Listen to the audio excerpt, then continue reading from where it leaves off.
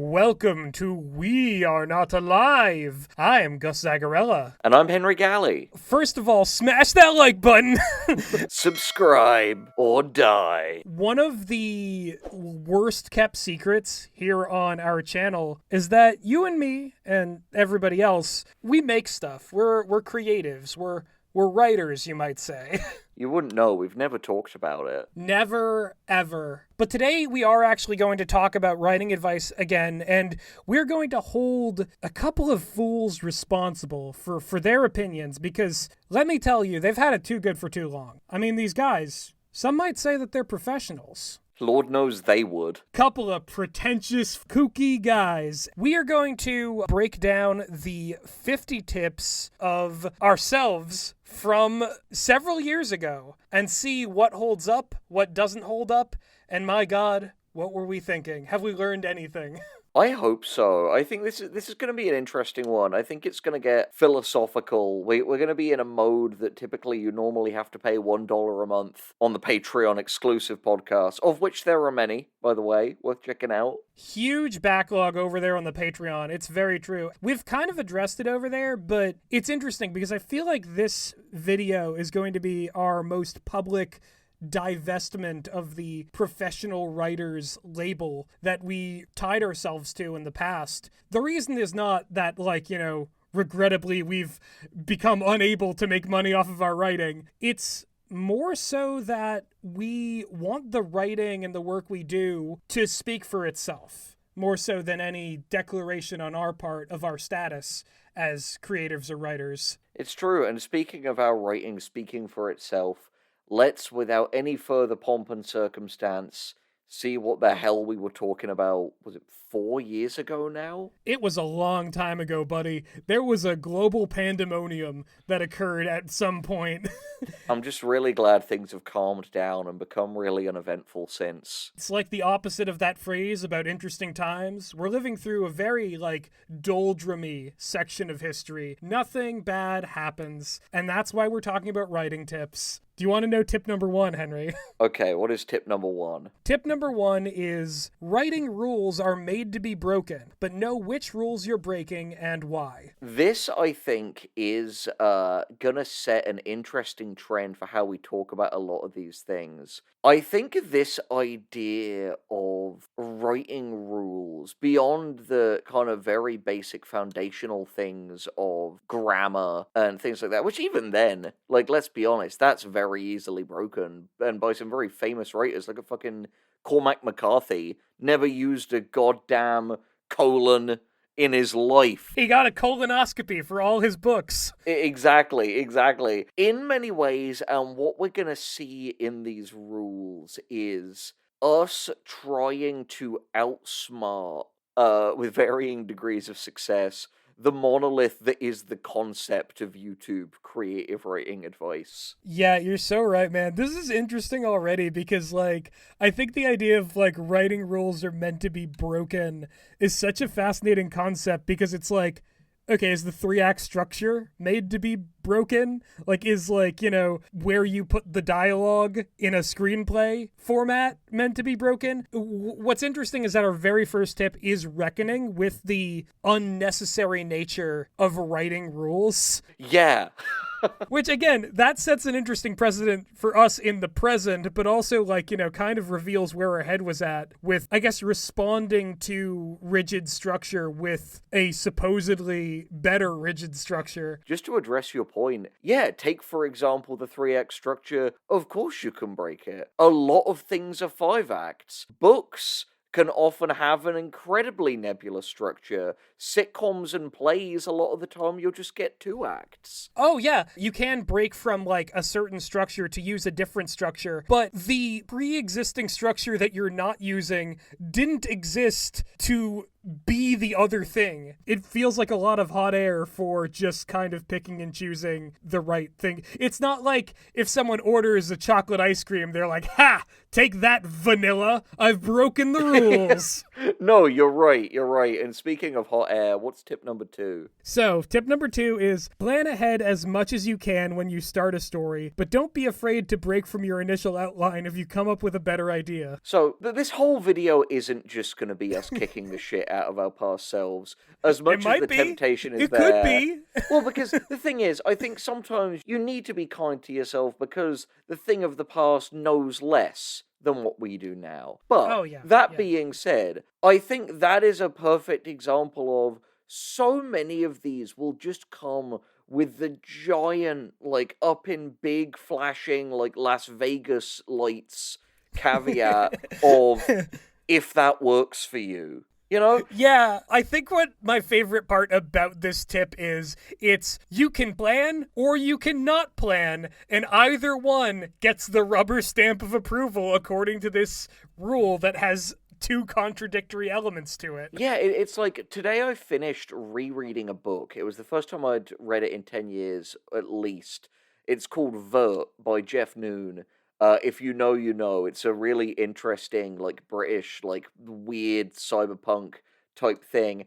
And I read the afterword, and he was literally saying in it, I had no plan for this. Never expected it would be published or anyone would see it. I was working 10-hour shifts at a bookshop at the time, and I just wrote it chapter by chapter after my work shifts, each time thinking, well, what's something interesting that can happen now? And it's one of my favorite books.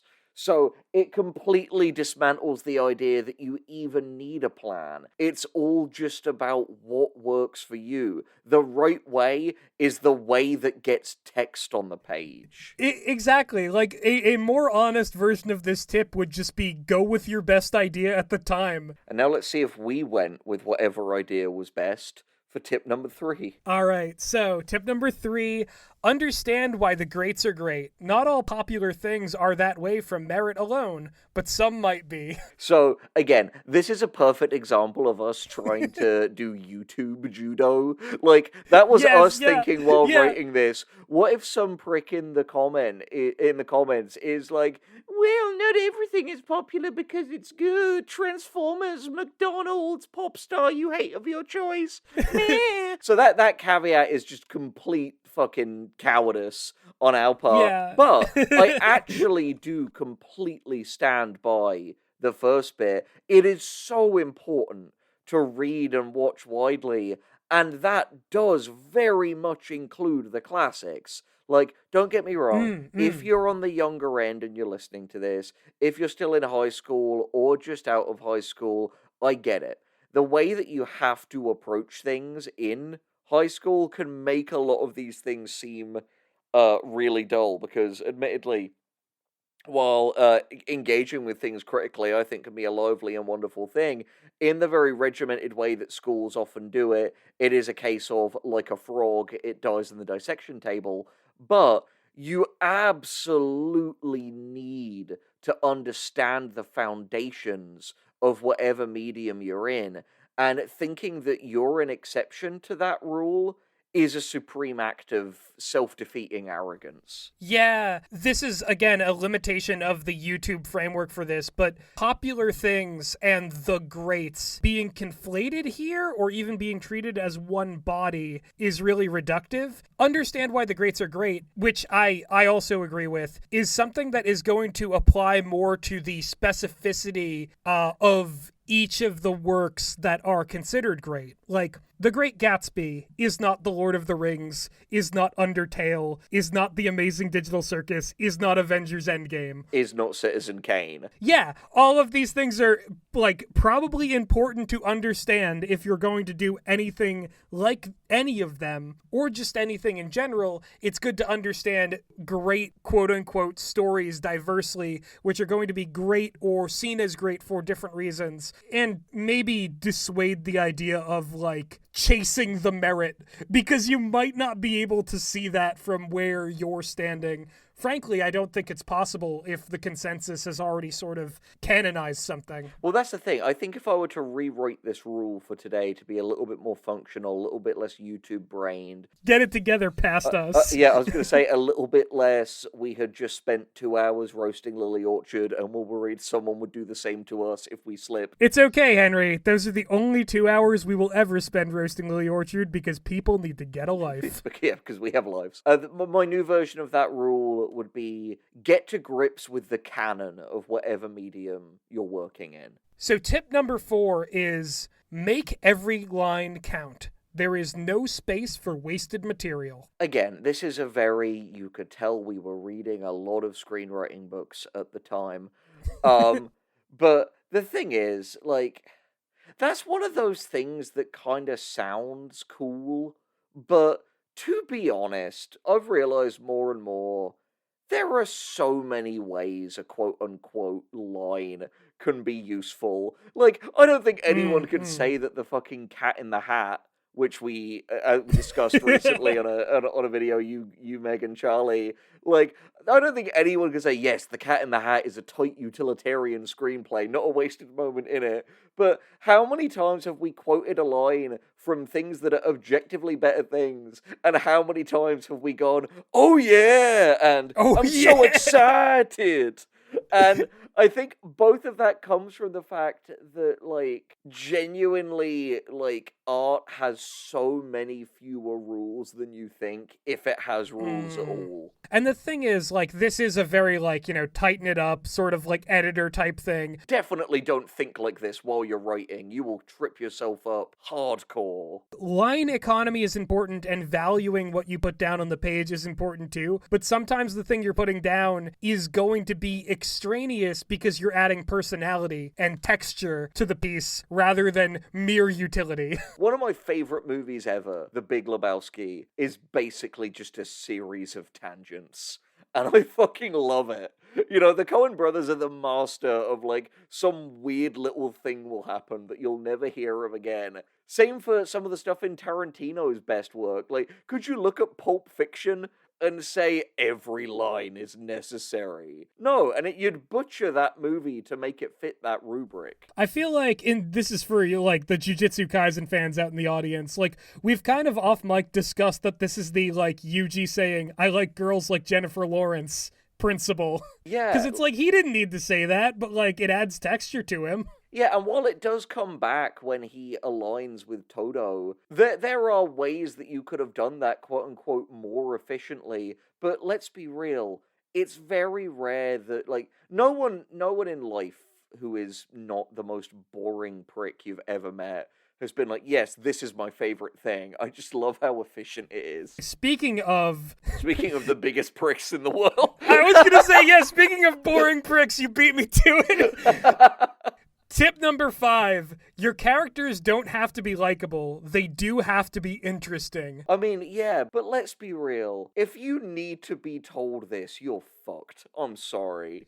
Like, it's your instinct to make characters interesting. Why are you even here? What are you doing? I don't know, man. I consume fiction purely for the idea that these not real people would be good to hang out with, would be a real chill evening, maybe with some old PlayStation classics. I'd love to play a version of The Sims where I don't get to control anything. Yeah, just get to sit in the corner like a plant and just see these people who are just very nice to each other and never conflict. Yeah, we'll file that under from the tales of Captain Obvious. What's the next one? Number 6 is genre is for marketing. Don't let it stifle your creativity. A genre hybrid is potentially twice the audience.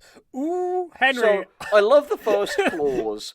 Fuck the second clause. Yeah, no, I was going to say, a genre hybrid is potentially neither of the audiences of the genres you're mashing up. Like, this is something we've discussed a lot off mic recently, dude. It's what we've kind of taken to calling, like, the chocolate spaghetti principle of, like, yes, this will finally unite the lovers of spaghetti and the lovers of chocolate. It's like, or it will be repulsive to both of them. This is for Will Ferrell playing Buddy the Elf and nobody else. No, exactly. No, seriously.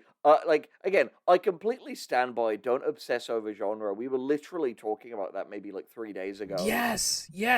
Yeah, like, fuck all of the marketing mumbo-jumbo. Like, worry about that later. That's for fucking editing you. I will say this, though, and this is sort of more of a loosey-goosey, like, this is not a rule, what I'm about to say. The idea of genre, I think, is useful when you are aiming at a kind of story that you are passionately interested in. And you need like something to sort of be like, oh, it's kind of like this in my brain. Like it's kind of sort of in this ballpark. Like finding reference points. Rosetta Stones, as we call them. Yes, yeah, Rosetta Stones, which is sort of an inside baseball term we have for when a thing in another piece of media is sort of taking something from concept level to practical level, and then we can use that to translate what our own thing will be. That's how I do mine, and I recommend you do the same.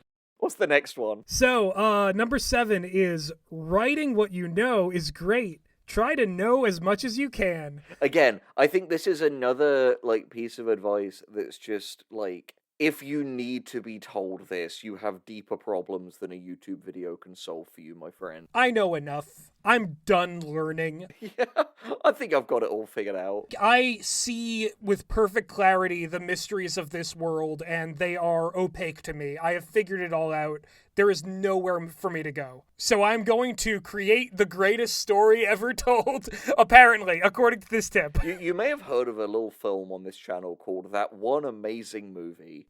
and this is a fantastic way to make that film. No, the thing is as well, and the kind of last thing I'll say on this one, because some of these points warrant a deeper discussion, some are just a kind of like, okay, that's a reflection of where we are at the time. But ultimately, to me, the biggest sin that this rule commits is it capitulates to a misreading of what write what you know actually mean. What I would say write what you know truly means is imbue your characters and your stories with your emotional reality. You can abstract it as much as you want.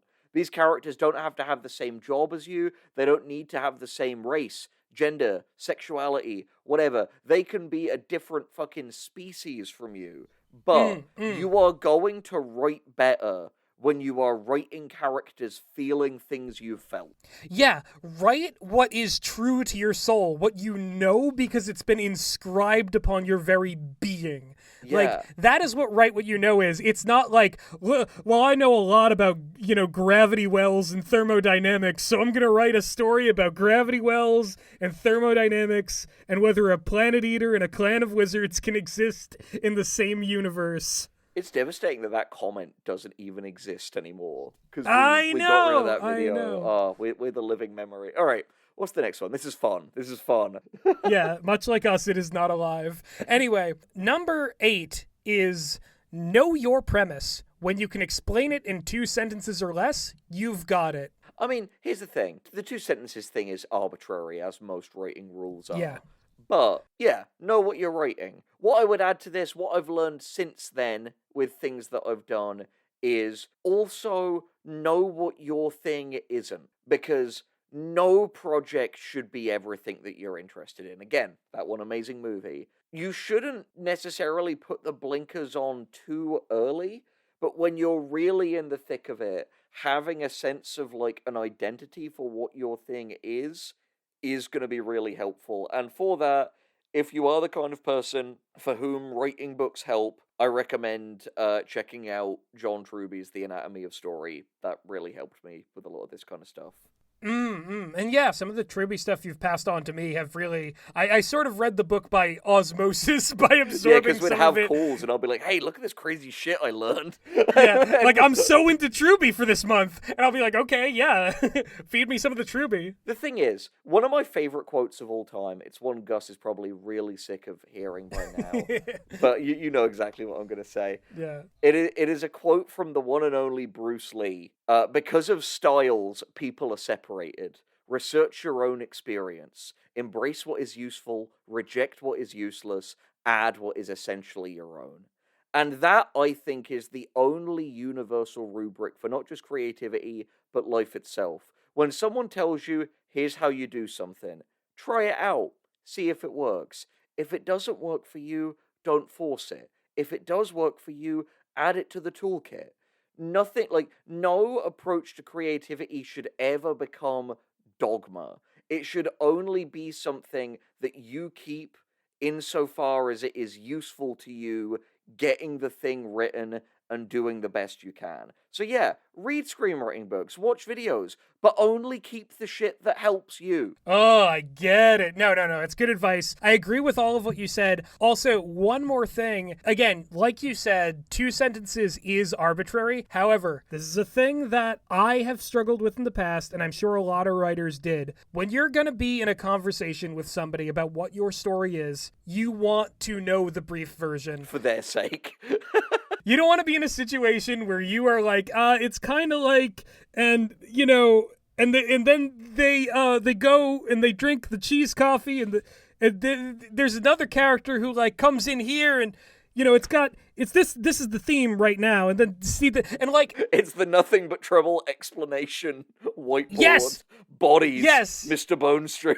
If you find yourself in a labyrinth of explaining your own thing, if you had just been like, all right, now here's how I'm gonna tell somebody else this, so that they basically just get like what it's supposed to be, that's good. That's going to save you a lot of embarrassment and trouble. It's got its industry utility, but it's also just going to save you a lot of conversations that will get real confusing. Because here is the thing. Obviously, it's evident that Gus and I do not currently have produced screenplays. So take anything we say about that with a grain of salt. You know, go watch Brian Koppelman's Vines. Absolutely. But we'll just pass on what we've been told in that regard. Anyway, next one. Tip number 9. Picture the specific kind of person who'd love what you're making. Write for them. Yep, still completely agree with that one. No caveats. Yeah, no, honestly, I agree with that. There are going to be people in this comment section maybe who are going to be like, but what if I want to write for the biggest weirdo pervert ever?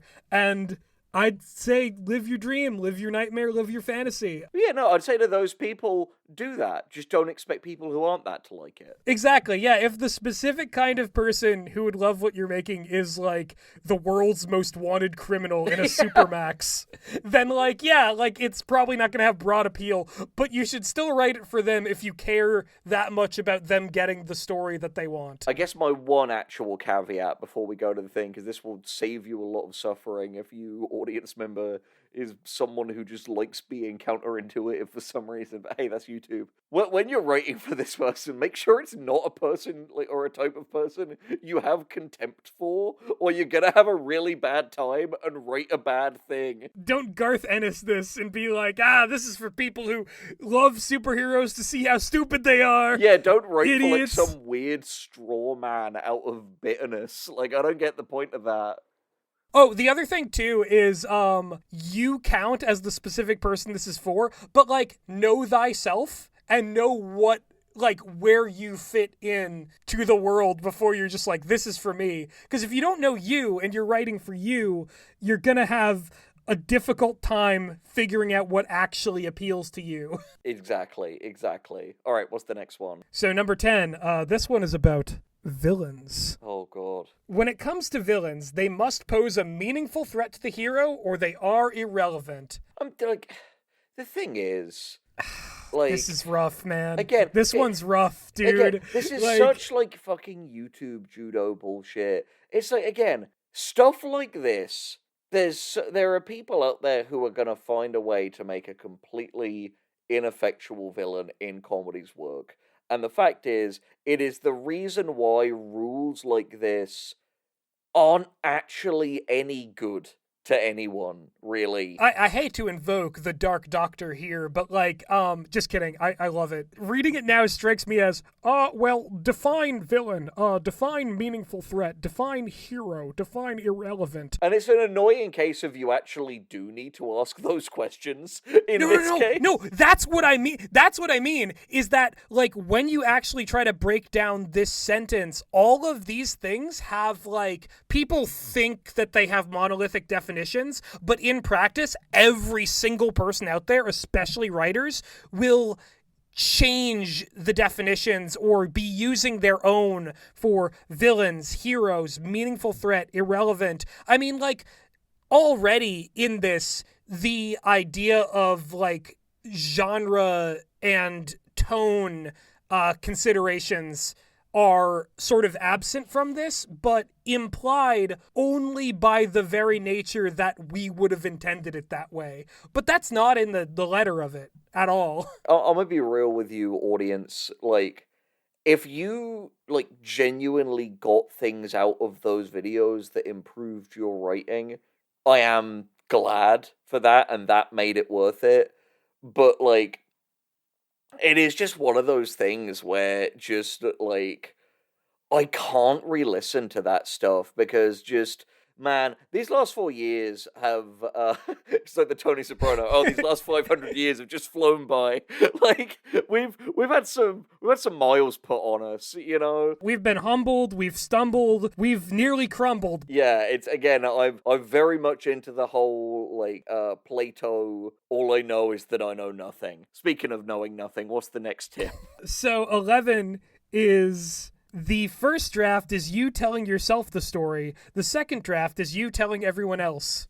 Yeah, I stand by that. That was a piece of advice that one of my creative writing professors in university gave to me, and I still think it's a useful framework for looking at first drafts. Yeah, absolutely. And also, like, it's encouragement to be like, finish the first draft before you show anybody. This is something like out of my own sort of playbook, and a lot of people kind of have this similar, especially if they're like ADHD, like myself. If you tell somebody your whole story idea before you've finished writing it, you've already completed it in your brain, and so your brain doesn't want to do it a second time. Make sure something's down on the page before, and that is advice for people whose brains work a specific way, not necessarily for writers, but hey, it might work for more than just those people. I agree. All right, next tip. Tip number 12. Self-awareness about your own cliches and lazy tropes can be charming, but often isn't. What the fuck were we doing? Like, what is this? Like, well, you know, this seems for that doesn't even seem like a like that's not directed at ourselves. That's like, was this just in case Ryan Reynolds watched this video? Like, yeah. Well, you know, Henry, the mark of like a good writer is somebody who can poke holes in the logic and methods of another creator who has completed a work. No, wait, sorry. I'm thinking of a critic. That's what I'm thinking of. Like, here's the thing, like, I would like to think none of this is gonna be as, like, venomous and, like, actively misinformed as the Lily tips we talked about all those years ago, but there are some tips in here that are frankly just as guilty as she was in terms of, like, guys, this is a fucking subtweet. Yeah, absolutely. And this is one of those things, too, where it's like, what this one implies is that, like, you should just play all cliches and lazy tropes straight. Or just keep them in, but don't be like, oh, look, I've got them. Like, how do people action this in any meaningful way? Yeah, like, it doesn't need to be brought up. Like, the concepts of, like, cliches or lazy tropes and what to do with them is not something that will propel somebody to complete their work. Yeah. Which is the only real good there is that any writing advice can do. No, literally. Like, it doesn't matter if you've reverse engineered the best possible Avengers Endgame. Like, it functionally will not make you better at writing your own thing. Exactly. All right, 14. 13 is write the stories you'd want to read. Again, if you're not doing this, why? Like... /watch/listen to like, if you are making something that you would not on any level emotionally connect to or enjoy, you better be doing it for money. Yeah, literally. If you are for free doing something that is not entertaining to you and stacks you no paper, gets you no bitches, I'm sorry. Then you are a schmuck. There is no other word for it. Like, you're an idiot, you're a moron, and I don't like you. I love this. I go, you're a schmuck, and there's no other word for it. You then proceed to list 3 other words for it. Exactly. See, we are not perfect people. All right, 14. Tip number 14, always use a thesaurus when coming up with different words for schmuck. No, that's not it. Give your characters strong convictions. If they want something bad enough, the audience will want it for them. Again, I just fucking, like... this is just another case. Will they want it for them? Because I think there's certain characters who want things very strongly that the audience may not agree with. Again, it's like a lot of these are so geared towards just writing one type of story. Like we have been listening to. Here's a fun little plug. I got Gus to start listening to this audio drama called Vega. a sci-fi adventure Yes! podcast the other day, and Vega is a one. slaps! Vega is fucking awesome. Seriously, if you like just fun stuff and you want to hear a truly uniquely told story, go to Spotify or wherever you listen to podcasts, search Vega, and it is a perfect example of like you've probably never heard a story told quite like this before, and it throws out so many of the conventions that people would suggest. Like it's a complete annihilation or like subversion of show don't tell. And yet, man, it is so goddamn effective because the way that it is told, it just disarms you. And you just get the pure story juice. Yeah, I think ultimately where I'd come down on this rule, because I think its specifics, frankly, just aren't worth engaging with. But like, there is a good chance if you are an active creative person watching this, there's a good chance you might be more creative than me and Gus. And I would hate for you, theoretical person, to feel like your unique vision gets mutilated by us giving these like really prescriptive things of, well, this is the only way to do it, when you might come and show us we're wrong. Yeah, you have to give your characters strong convictions. The stronger, the better. And the more they want something, the more the audience will agree that that thing should be given to them. That's just true. That's just unequivocally true. And if you don't agree, you'll never amount to anything in this town. Like, what It's are we why on? Pearl What were we is such talking a about? likable character. Yeah. She just wants to be a star really bad, and you want it for her, and she deserves Yeah. it. Anyway, She deserves it. She deserves it she's so a much. star. She's a star. All right. I Watch love Pearl. Maxine in the cinemas. Love me a last night. goth. Can't wait to see Maxine. Next one. Number 15. So Number 50. that is deeply planted in my brain. It's like a Russian sleeper agent twisting a silencer onto a fucking handgun. I'm about to become a creature. So no, actually, I think this one's just going to be one we're not going to have an issue with. An underdeveloped idea on paper is infinitely more valuable than a brilliant idea that stays in your head. I do not want to stomp this idea until it is a small brown stain. Yeah, no caveats. I think that very much speaks for itself. If anything, that is like that's really the one tip. It's just get stuff down. Like, do not be this person who's like, I've got like mountains of story ideas that I need a chance to express. And it's like, express them. Do it. Some way, somehow, some medium. Do it. It might not be as brilliant. It might be underdeveloped, but it's more valuable. Yeah, get that bird in your hand and out of the goddamn bush. Yeah. Anyway, number 16. Write as many drafts as it takes for you to feel confident in your story. Nobody needs to see it until you feel ready to show them. Agreed. Yeah, alternatively, you could be a motherfucker like me and you could write a shit ton of terrible drafts and show it to all your friends. You are motherfucker. You're that pop team epic. Yes. No, but yeah. I agree with the letter of this where it's like there is not an upper limit to how many drafts you should write for a thing if like it's gonna take it. Yeah, do it till you're happy with it. Yeah, exactly. I like how this tip is completely on the mileage of the person who is actually doing the creating. Damn right. So, number 17.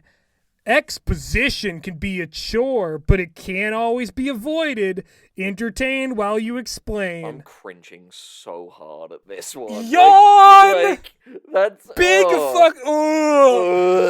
Exposition. God, you know what? Like normal people who are just like reading books or watching movies or watching television shows call when the characters explain things and are talking about the world. They call it the story. They don't exposition. Yeah.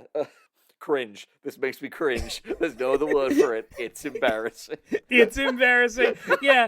Okay, I'm not saying that the nomenclature of exposition is entirely useless. What I am saying is that, like, if you're incepting the idea that it's, like, already boring and you need to, like, liven up the joint while you explain, this is this is a road to overusing the technique known as Pope in the Pool. Yeah, I was going to which say, is one of the, this the is Blake proper, Snyder ones. we're Gus and Henry. We Yeah. read Blake Snyder. Exactly. Popes exist. I'm thinking back to like some of our like early screenplay collaborations where it is like, and I'm not using an example from The Thing, but it will be like the scene is happening and we're like, oh, there's some boring information that has to be get across. How about we have a monkey ringing 2 bells in the background so that the audience doesn't like fall the fuck asleep? For those idiots at home. Yeah, we gotta summon the keys of Jangulon to make sure that the audience is still paying attention. That's my favorite Shenggong Wu. How's that for a deep cut? If you are not confident that the information itself in your exposition is like entertaining on its own or entertaining, then why explain why have that be the store? Anyway, let's get out of the exposition zone. We could be here all day. Because it's going to make us worse people to be here. Tip number 18. You can't create a masterpiece in a vacuum. Surround yourself with talented peers who want to bring out the best in you. Yeah, no, I agree. I mean, the thing is, I think even if you're not creating, humans are social animals, I would advise getting friends. And people always ask us, well, how do you do that? Okay, well, actually, it's a 3-step process. Step 1, and I'm not even being like facetious here, genuinely. This is important, yeah. Step 1, have interests, okay? Have things that you care about. It doesn't even need to be things that you do. You could be into a certain type of movie or a certain type of music. You could be into anime or comic books or video games. Like anything. And then step 2 is find a place where people are discussing it. Forums, like fandom Tumblr, subreddits, things like that. Talk to people there. Like, genuinely, the best thing you can do is care about something, find other people who care about it, and engage with them on that. And that's how it starts. The rest, I'm afraid, I can't tell you. You'll need to figure that out for yourself. But, like, genuinely, give a shit about stuff, and it all gets easier. Exactly. And, like, give a shit about the other people's perspective. Yeah, be curious. Ask on questions. The stuff that you care about, If somebody's got some like wild like Satoru Gojo take and they're in that community of Jujutsu Kaisen fans that you just gotten into, you're like, yeah, all right, tell me about your take on Gojo. Let's have a Gojo philosophical discussion. Yeah, or if someone has done like incredible fan art of Gojo, you can go and comment on it and say, this is incredible Gojo fan art. And you can talk about how much you love Gojo. What we are saying, basically, is that all friendships are founded on Satoru Gojo. Only he is exalted under the heavens, and you must become him and join up with other people who are him. You must all wear the blindfolds. You must all have the 6 eyes. You must all master the curse techniques. He's so exalted. He is so exalted. All right, what's the next tip? I don't know. I was just thinking about Gojo. Yeah. Anyway, tip number 19. Video. Let's go rewatch the Shibuya. Oh, hell yeah. Look what they took from us. Yeah. It's single tear. From my 6 eyes, my single tear. From each one. We love you, Gojo. Welcome to We Are Not Gojo, or Wang, if you will. We're just all too aware that we're not Gojo. Just a couple of wangs. And it hurts us every day. If you've watched this far in the video, comment, we are not Gojo. We are not Gojo! That's our new rallying cry. Okay, what's the next tip? Number 19. Do 2 of your characters fulfill essentially the same purpose in the narrative? Consider combining them into a single, more fleshed out character. Yeah. Or don't. Yeah, no, you're completely right, dude. Like, the fact is, if you are, like, so much of this advice is predicated, and I think at the time, this was our mindset because, when we were really wearing that, like, professionals kind of moniker, we desperately wanted to look like... Efficiency! Yeah, no, exactly. Buy, sell, big businessman, making deals, making efficient, economical works of art that have not a drop of fat on them, not a single ounce of personality. Baby. Yeah, no, Yeah, exactly. get him Like, out the door. so many of these tips are ones that we will, in hindsight, reject. And you're right. You've talked me around, dude. This is not good advice because at the end of the day, so much of this stuff is built from a rubric of the fact that Hollywood studios would rather hire one actor than two. Like, Yeah, no, yeah, it's very true. And also, I want to point out, and again, this is from an unsold screenplay. I am a failure. No, but there was a situation I was faced with when I was redrafting a piece of work, and I had two characters who were essentially fulfilling the same purpose in the narrative. So what I did was I kept both characters and I changed their purposes in the narrative. yeah, that's the thing. I've always said, and I think I basically said this to you verbatim recently, Gus. One of the things I love most about especially indie, like online artistic creation, is the fact that creation is problem solving.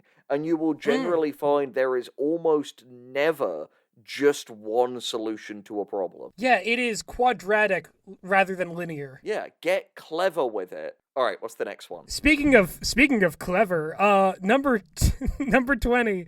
The fear of other writers stealing your ideas is unfounded. You are the only one who can write your stories, and nobody can steal your voice. I'd go further. You should steal other writers. I know, Kim. But I think the big caveat here is, but by God, some people will try. yeah, no. The thing is, some people will try it, and especially in the AI thing, this is more of a problem. Yeah. But I'm gonna be real. There's fuck all you can do about it. In the same way that if someone wants to get into your house and steal your TV, if they really want that enough, doesn't matter if you put up fences, buy a million guns, like get guard Mm. dogs. Where there's a will, there's a way. So even though, yeah, it is a possibility, so is being struck by lightning or eaten by a shark. I think we'd be Yeah, non-functional people if we spent every second of every day worrying about it. exactly. You can't have fear of all the terrible things that can and will happen to you. You're a lone wolf, baby. Live alone, die alone. You need to be more like Satoru Gojo, who doesn't afraid of anything. He stands alone. Only he is exalted under the heavens. Okay, but before we get into another Gojo hole, Yeah, I'd love to get into Gojo. Sorry, go on. You were saying? Mamma mia. Oh, spicy meatballa. What I was gonna say about this tip is that, like, if you are going to write, for example, it's John Wick, but all the guns and cars are invisible. They're mimes. And they're fighting each other. And somebody is racing to also do that, or somebody does it first. You either have to pack it in, or beat them to it, or do it way better than them. Those are your three options. And again, it is worth bearing in mind too that for most audiences, two cakes rules apply. Oh, yeah. You could also do it way worse, and people will be like, damn, I love the mimes warfare movie. Like, I love this new genre. Yes, more For a mimes, second, please. I thought you were going to say, just moving on to the next one, I thought you were going to say doing John Wick, but there's no guns. And instead of other assassins, it's curses. And he's got a blindfold.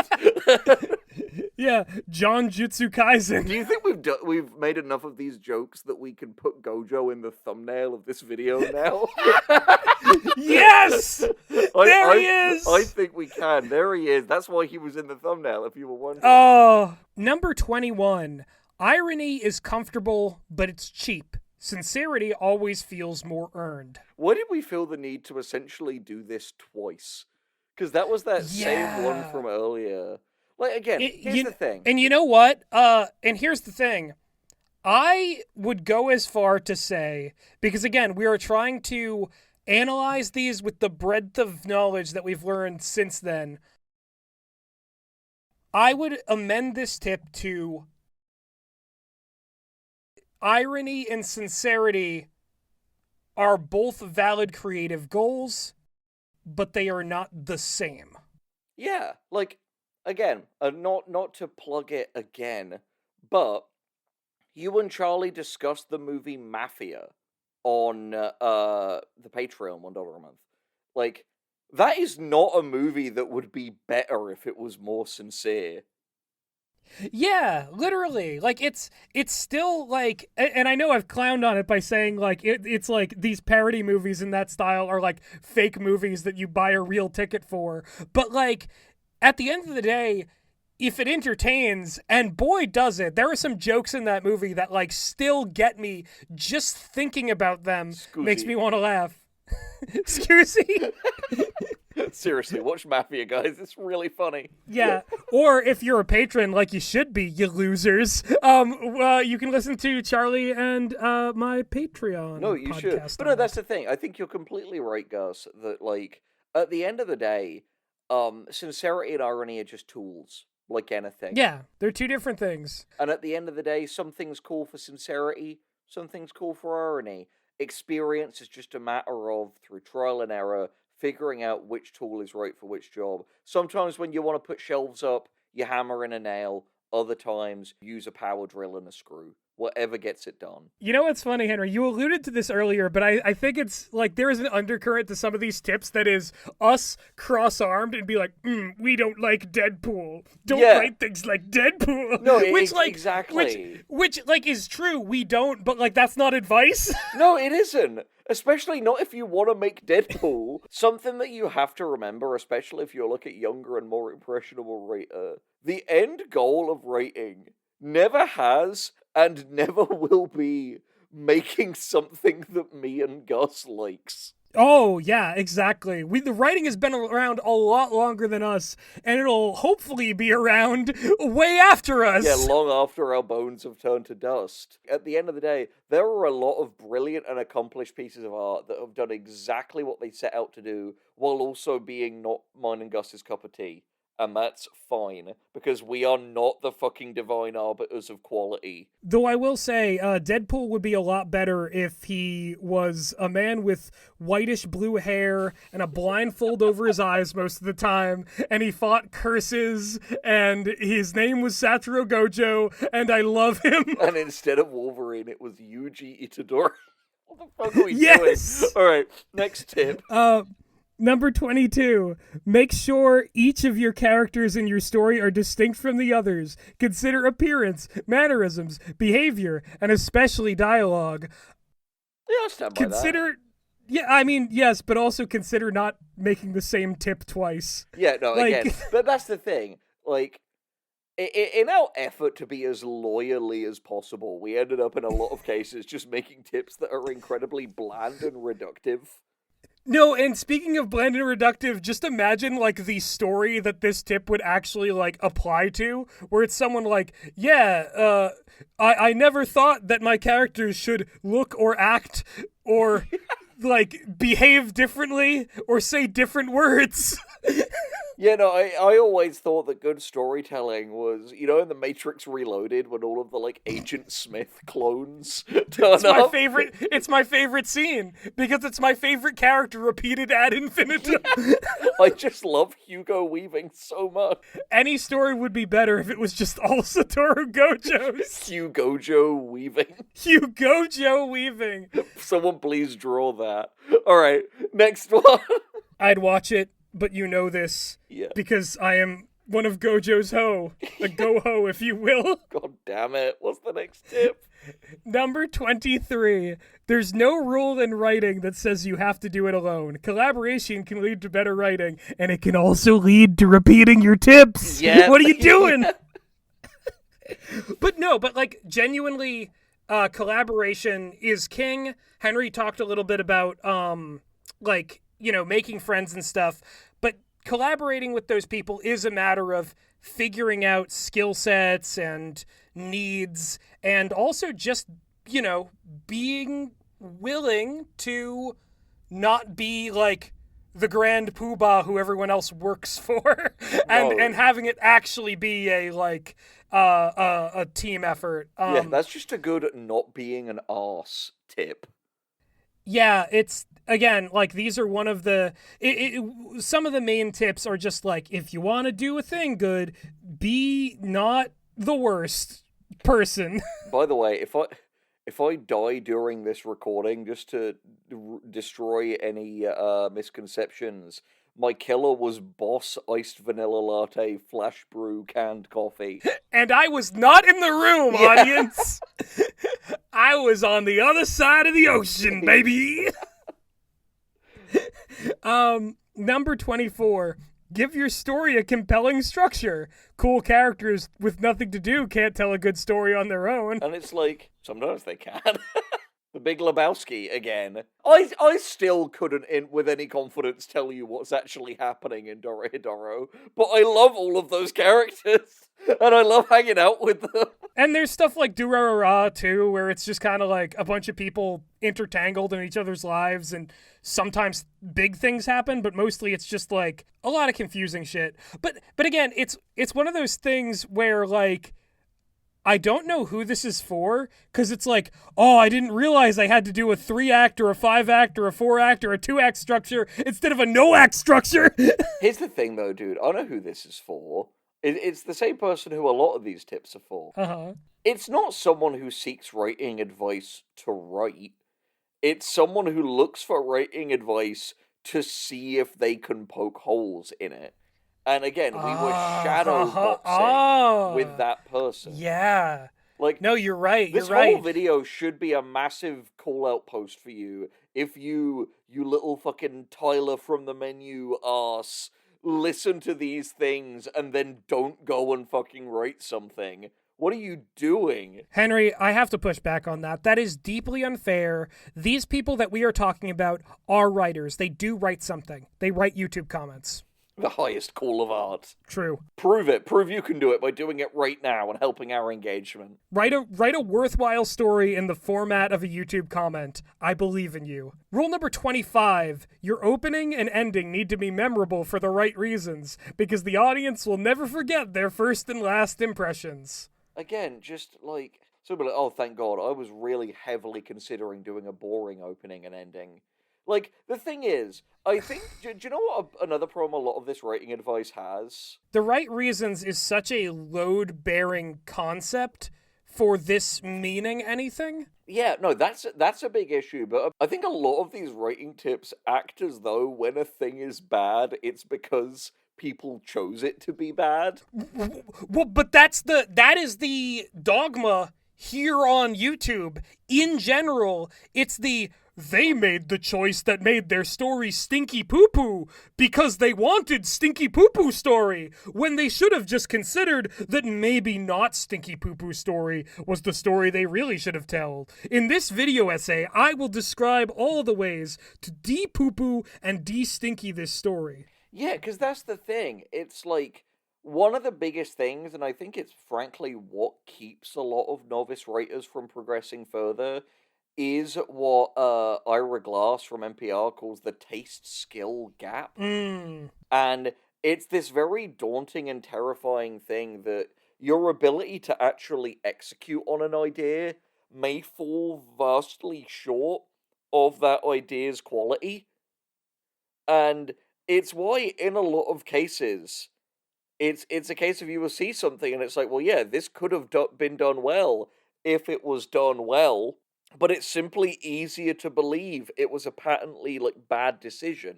26 is be patient. The creative process is not a speed run. Yeah, I think patience is a really important skill to cultivate, especially if you're not just a writer, but you like working on bigger projects like Kingmaker or some of the other secret ones we're doing right now. There will frankly be a lot of sitting on your hands waiting for other people to do their bit that you need them to do. So you just have to be ready for that, because that's life. And also you're going to be waiting for your mind to come up with the idea. You can't just 24/7 be like, I'm being so patient, I'm getting inspired, and sit there straining and fuming and seething and thinking as hard as you possibly can about the vague stuff you've already got. You sometimes you gotta live a little bit. Go for a walk, take a shower, talk to your friends, hang out with your family. It'll come to you, but it's not gonna. Being patient is very important in many different ways. Yeah, just in life, give people the patience you wish they'd afford you. Exactly, and you've all been very patient waiting for tip number 27. So here it is. Do your research after you've written your first draft. A 6-hour Wikipedia safari does not count as writing. And here's the thing. Henry? I completely disagree with this now. Oh. Yeah, so here's the thing, man. Obviously, anything that is a good thing, when taken to excess, can become a bad thing. It's good to stay hydrated. It's bad to drown.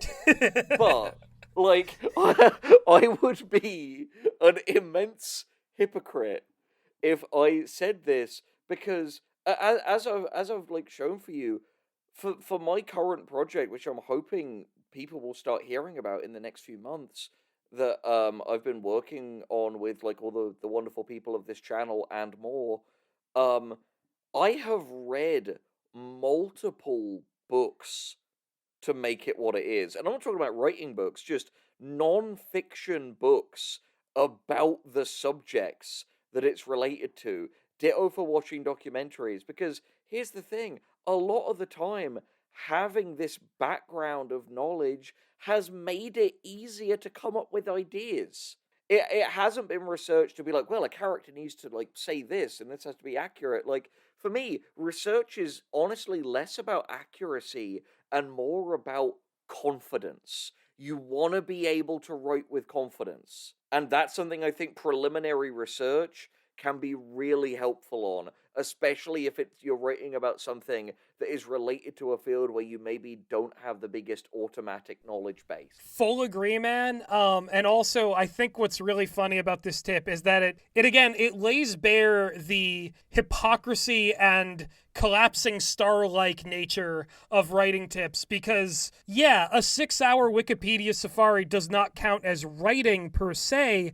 Didn't we say earlier that you need to know more things? Yeah, and that's the thing. It's like, yeah, a 6-hour Wikipedia safari does not count as writing, but then what if you write about it for another 6 hours afterwards? Which you may very well do. And here's the thing, the way that this is framed is like, yeah, it does not count as writing, so therefore never do it. If it's not writing, it's not helpful to you in any way. The precedent that sets is glib and meaningless. It is like, it's not here to actually engage with the fact that, like, you should manage some of your research, like, more efficiently, because you have to do the research, right? And some of it should happen before whatever draft you're on. First, second, third, doesn't really matter. At some point, research may help you. Research is something that, frankly, for certain things, you should just be doing alongside your writing. Because the thing is, if you're not inherently just fascinated in your subjects anyway, you're writing about the wrong subjects.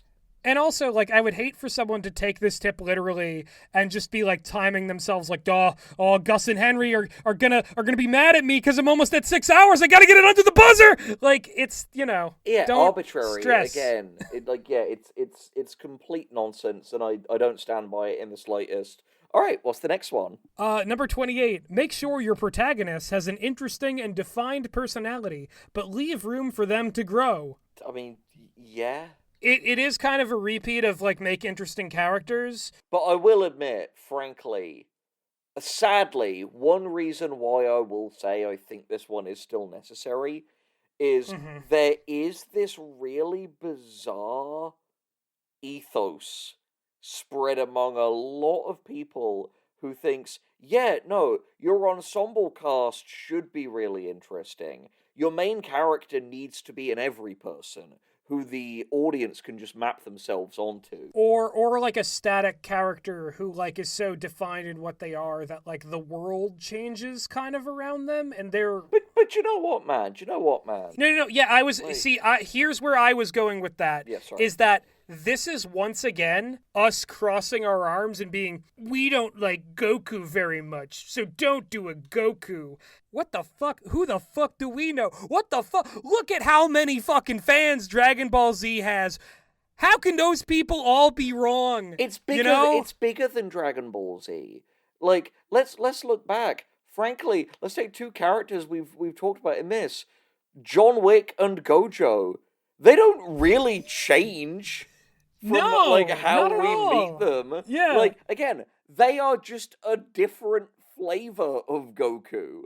They are a guy we watch because we like to see them do cool, badass stuff. And you and me, like way back when we first started collaborating, we were big fans of Wander Over Yonder, which like would not work if it didn't have some very like defined static characters. Lord Hater, always a hater. Wander, always an optimist. The show would not work if they were constantly reconsidering that and changing away from that dynamic. Yeah, fucking SpongeBob, Jack Bean.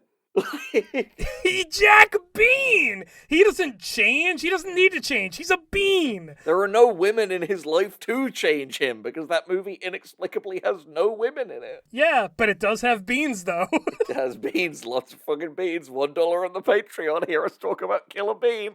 But yeah, man. no, like, again, it's one of those things where, like, it's like, as a kid, did you ever get really frustrated by I after E except after C because it was just wrong like 90% of the time? So it's why the fuck does that rhyme exist? It's not helpful. And I think the same is true for most writing rules, you know? Yeah, no, totally. Speaking of, we've got an almost like a mean one. You're a mean one, Rule 29. If a part of your story seems boring to you, it's probably boring to everyone. That is phrased in a really mean way. I do agree with it, though.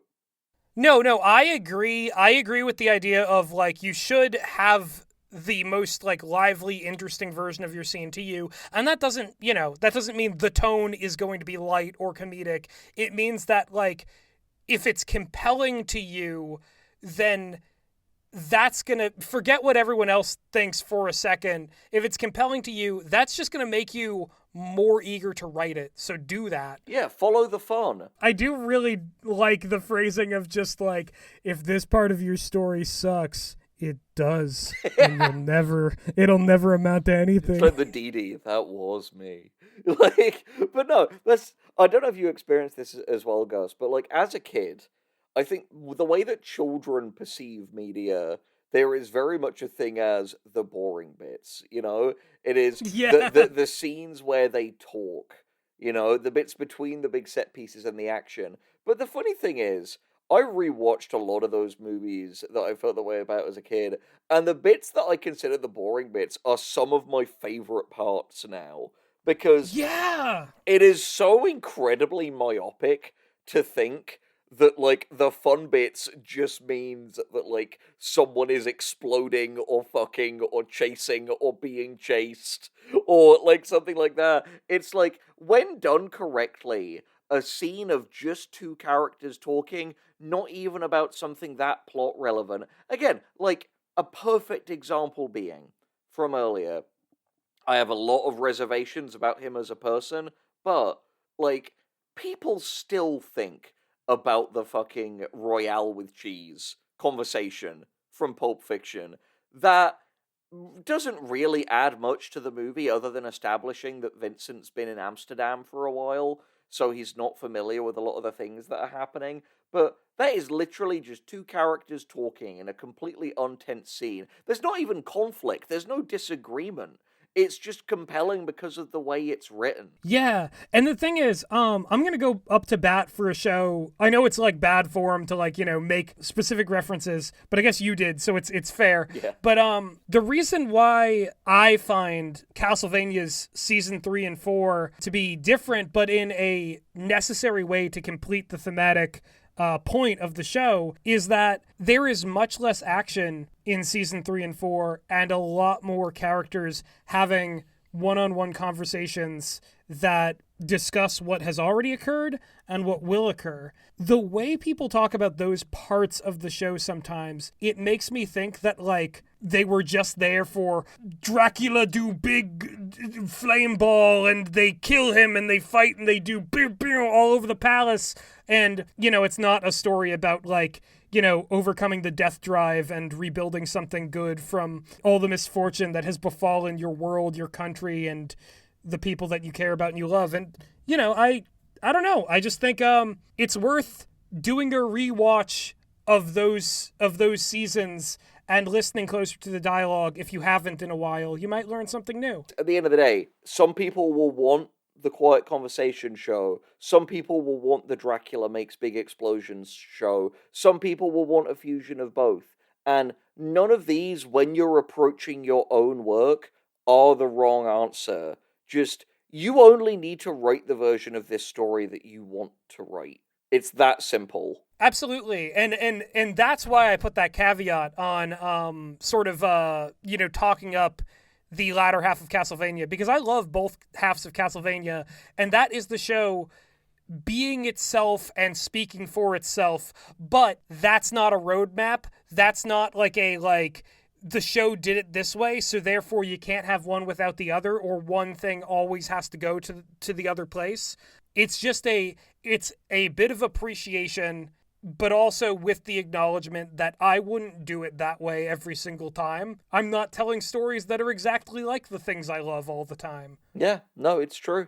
Which I believe brings us to tip 30. 30! It's good dialogue is loaded with implicit meaning. Sometimes. Which is... Yeah, I think my caveat of that is just sometimes. Yeah, which is very funny because we just were talking about dialogue and the boring bits and sometimes characters have zero look at something like RRR, which a lot of people love. I enjoy, great movie, but there is not an ounce of subtlety to anything. They will sometimes just play songs in the background that will just say exactly what's happening. Yeah. Two men driven to destiny, fighting each other. Will they be friends or will they be enemies? Like that, literally. Slight aside, this means nothing. People can argue about this in the comments. Isn't it so funny how, conservative directors make the gayest movies? I'm just gonna let that stand. And that is why I am holding out hope that the Daily Wire will pick up Satoru Gojo the movie. Yeah. Gojo's Hole the movie. A Gus and Henry production. Infinite. Anyway, number 31... If you are going to pay homage to another story, the best tribute you could give is improving on the original. Well, the thing is, my caveat to that would be, the best tribute you can give is doing your spin on. Improving is such a nebulous concept. Oh, yeah. It's such YouTube speak. Yeah, exactly, because what is one person's improvement will be another person's downgrade.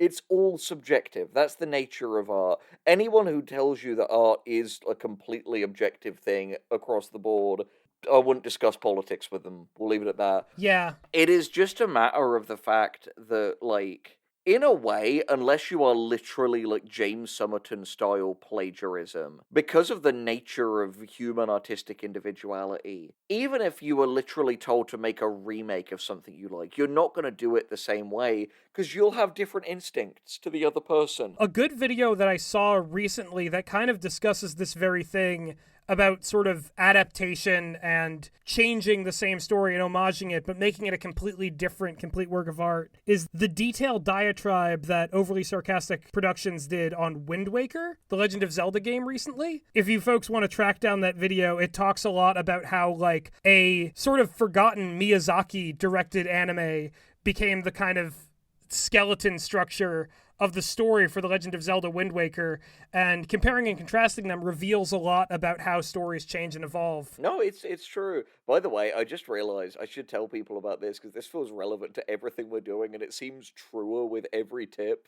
So I record at my desk, which, if you follow my Tumblr, Rubedeck Killer Official, I'm not joking, it is called that. You will see one of my first posts was a picture of my desk. I have a cork board behind my laptop with a bunch of different stuff pinned to it, and one of those things is a fortune cookie fortune that I got, and it says, "Advice is what we ask for when we already know the answer but wish we didn't." And I think tip by tip, that gets truer. It's true. Yeah, very much. So, tip 32, Make even your minor characters interesting. A little extra detail will help them stand out. A one-scene wonder is still a wonder. Again, like, I don't know why we felt the need to, like, riz that tip up with that last bit. But, like, Yeah, but again, really gassing it up. This again just falls under, like, yeah, make your characters interesting, but if it isn't your instinct to do that, I don't know what I can do for you, man. It's so funny to me in the context of, like, some of the stuff that we've written together, where, like, yeah, you should make, like, let's say there's, like, a scene, like, with a cashier. You should give them a little bit of personality. Like, you know, even the old, like, classic, like, pimple face sort of teen type thing that's in every cartoon. You know, give them a little detail, you know, make them a character. Then there's Big Mo. I feel like, yeah, there's stuff that we've written where not only will it be like one character is overdeveloped for the role that they play, but every minor character that appears in every scene is like, the movie's about me for 2 minutes. But the funny thing is, you can also tell stories like that because, again, I have to return to some of my favorites. The Coen brothers. So many of their best movies are basically a protagonist running into a string of one-scene wonders. Good examples being, obviously, the aforementioned Big Lebowski, but also Oh Brother, Where Art Thou? Inside Llewyn Davis. Even some of their more, like, serious adaptation work, like No Country for Old Men, it's often just, like, running into a series of weird and eccentric characters. So, again, at the end of the day, you're going to have to ask yourself what will fit with your characters and what will fit with your world. But once again, if you're here, much like the fortune cookie says, it's because you know what's right for your story, but you're afraid. I think it is one of those things where, like, you know, however you do it, it is good to have a life in all the things that exist in your world. Yeah, it's like, it is good to have a life. Yeah. As best you can, you know? Alright, what's the next one? Oh boy, you know what the next one is. Rule number 33. If two characters in your stories are enemies, give them opposing philosophies as well as opposing goals. Oh, the misery. Everybody wants to be my enemy. Henry, nobody in the world is going to agree with the past us about this tip. By far, this is probably the most controversial tip on the list. Yeah, no, it's true. But I want to give a caveat, because you know the funny thing is, Gus, What? I still think this one is right. I do too, is the thing. I think it's crazy that people think that this is in any way aberrant to storytelling. Allow me to explain it with the nuance. So, Gus, so how I'd like to do this is, Gus, in as least still manner, if you can, please for a second play the detractors of this tip and give me your rebuttal. Okay, so what if character A wants the same greater good that character B wants, and they just do it differently? My rebuttal for that is why they believe it should be done differently is their opposing philosophy. But you don't understand. They could be friends, but they have to be enemies because it can only be a certain way. And that's the thing. Their belief that it should only be a certain way is their philosophy. People seem to, again, I think No, but you don't understand. They have the same goal. They want the same thing. So, therefore, and thusly, I can't keep this charade going. And the tip specifies our enemies, not people who misunderstand each other but are fundamentally agreed. Our enemies was the key word here. Whether you want to do it differently, that's fine. Whether this tip is helpful for you, that's subjective. What I can say is, in my own writing, and in the media that I enjoy, which again, going to our earlier caveat, what you like and what you make doesn't have to be for me. But, speaking from my own experience, I tend to engage really deeply when fights of, like, will or physicality and fights of ideology are intertwined. And that's not something as simple as, like, well, this guy is a Democrat and this guy is a Republican and they're fucking duking it out. Like, philosophy is literally just what a person thinks it is to live the good life. It can have literally nothing to do with capital P politics or religion. And I would argue as well, and again, this is probably the most like YouTube commenter pilled version of this tip that I can imagine, is that you have Protagonistio and Villainius Fighting for the keys of Jangulon. The two of them are fighting for the keys of Jangulon because they can believe that the keys of Jangulon will create a utopia. Protagonistio believes the keys of Jangulon should be sought through peaceful methods and mutual aid. And Villainius believes that only kicking 1,000 puppies can release the keys of Jangulon. I would argue that the keys of Jangulon being the same goal is no longer the case, because Villainius's goal is to kick those 1,000 puppies. Exactly, that's the thing. People, and I think this will especially come from people who play a lot of, like, video games, where ludonarrative dissonance can be a thing, where, like, it could be a video game about how violence is bad, but the mechanics can only be engaged with through, a real, like, Last of Us 2 situation. Give them different alignments in addition to different character classes. Yes, but everything you do is a product of your philosophy. Where you choose to shop, how you act, how you talk to people, whether you would hold open a door for someone, like, all of these things are extensions of philosophy, and your characters are going to get a lot more interesting when you choose to know what they believe and build the way that they act up from that.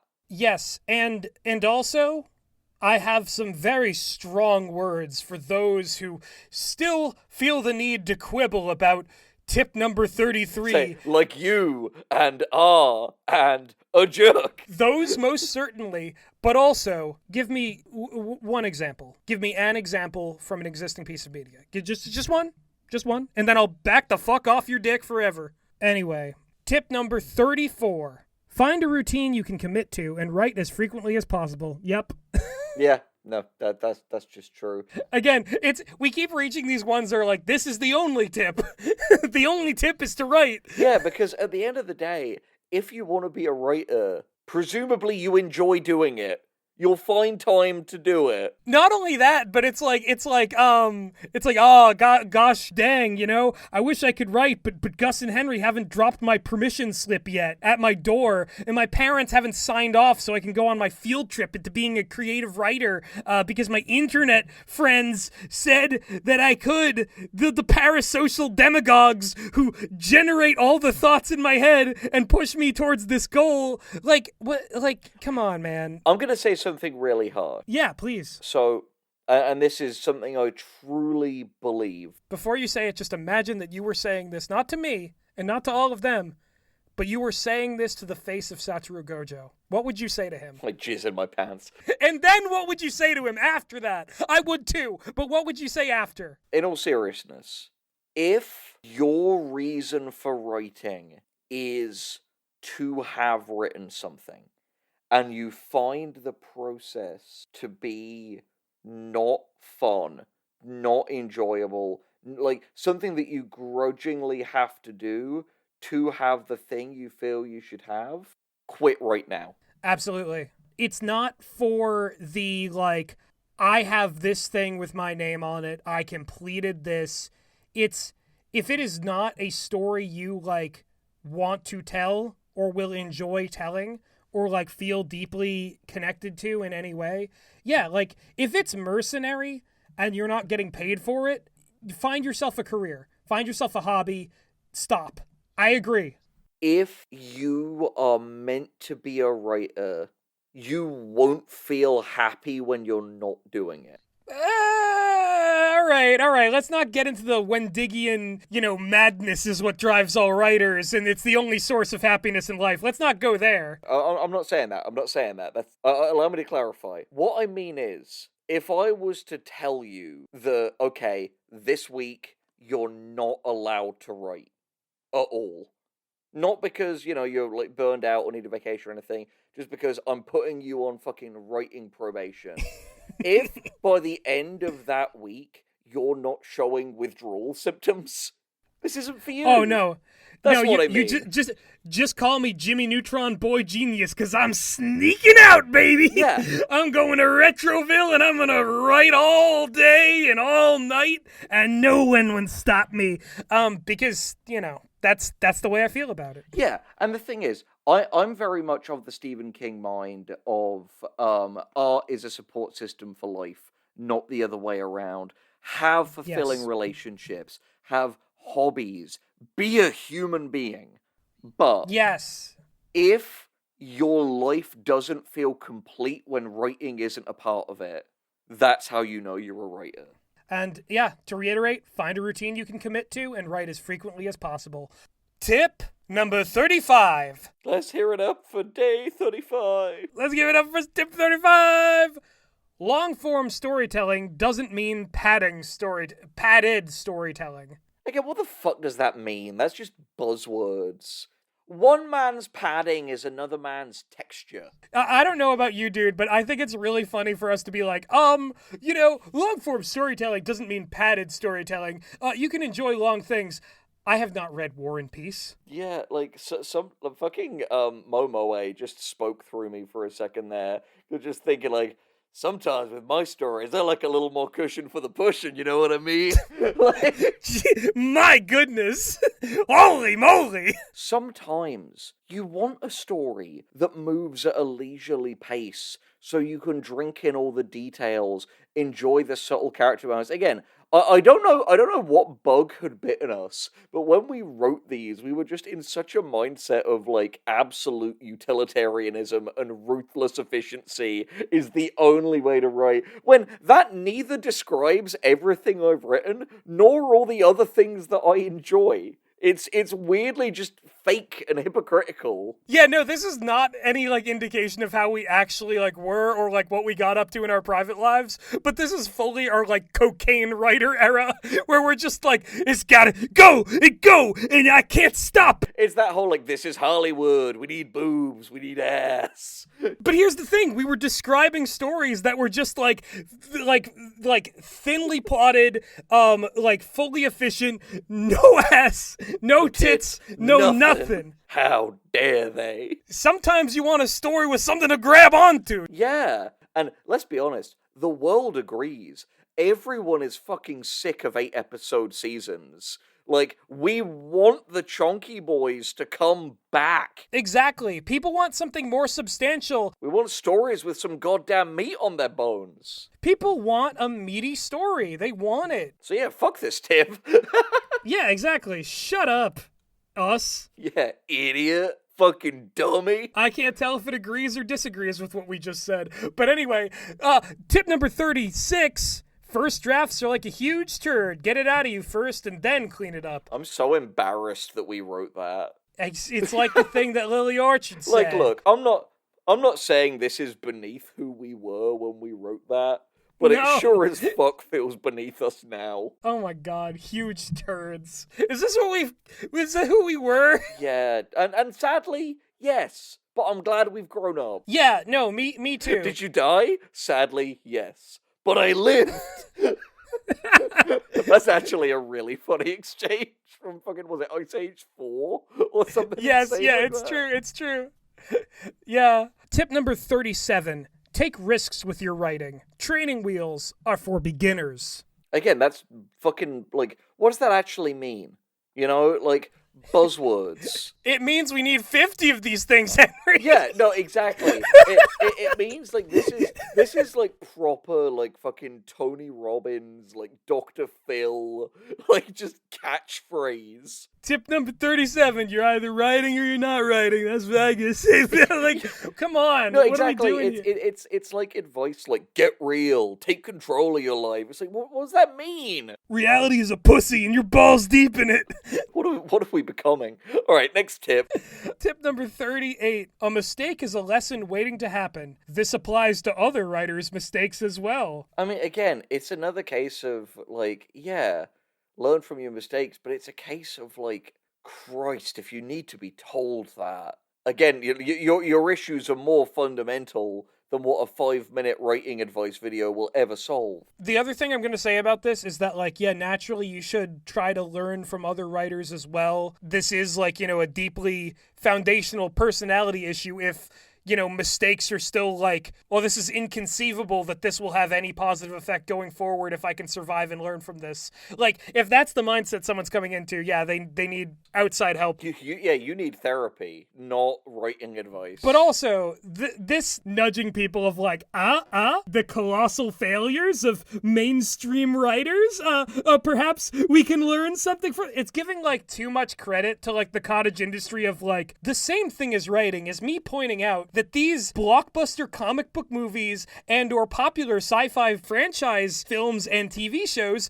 have writing issues. If you can identify these, then the thing you're not doing will be theoretically better. It's all this like voyeuristic obsession with failure that permeates all of YouTube, that it's like, if you can just observe as much train wrecks, you will become the most brilliant conductor who ever traveled the tracks of the seven lands. Yeah, you're the writing equivalent of those poor fucking husks who, like, look at gore every day in hopes of, like, hardening themselves up. Yeah, exactly. And let me tell you, gore doesn't harden me up. Gojo does.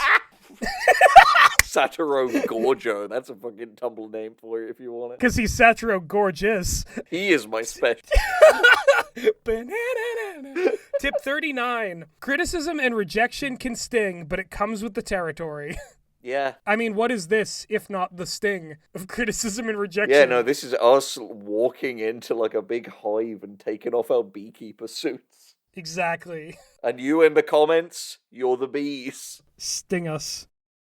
That was oddly charged. Yeah. Tip 40. Once you finish a draft, put it down for a little while. Return to it when you no longer see your own intentions. Ooh, another good one, actually. Yeah, no, I think that is a good one. And again, the thing is, something that I am pleased that we've done here is that we weren't prescriptive about the amount of time you should wait. Because the fact is, you'll know. You'll know. Yeah, you will know. You will know when you no longer recognize your own intentions in a draft. Exactly. All right, next one. 41. Enjoy writing. If the idea of writing fills you with dread and every second feels like immensely hard work, maybe reconsider your career choices. Yep, we've already covered that, so clearly that already exists. We talked about it. In the forefront of our minds. Do not become like SpongeBob, who only knows fine dining and breathing. Do not do what you hate. Yeah, do not do what you hate. Do not hide things under the hog. I'd love to be in the goat. No, sorry. Number 42 is write to music, particularly instrumentals and scores from movies, TVs, and games. Music with lyrics may distract you. And again, like, that is a proper, like, if it works for you. I mean, it does for me. I sometimes can write to music with lyrics. I was about to say, I can also. I do both. Like, the difference is, again, we're under NDA, so we can't talk about it, but, like, Gus and I do some work that is, like non-fiction ghostwriting stuff for some companies. And admittedly, I have a harder time doing it then when I need to be, like, doing facts, and, like, research and incorporating that in. But if it's my own stuff, generally any music that fits the, like, mood of the thing.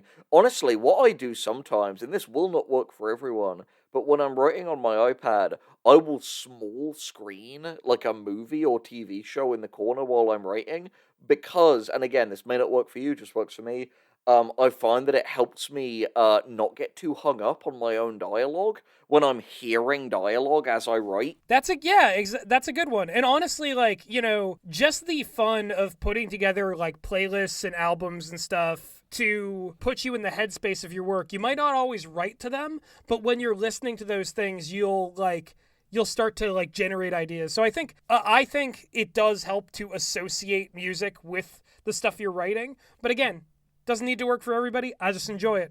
I just like it. They just like drawing in, man. Yes, they do.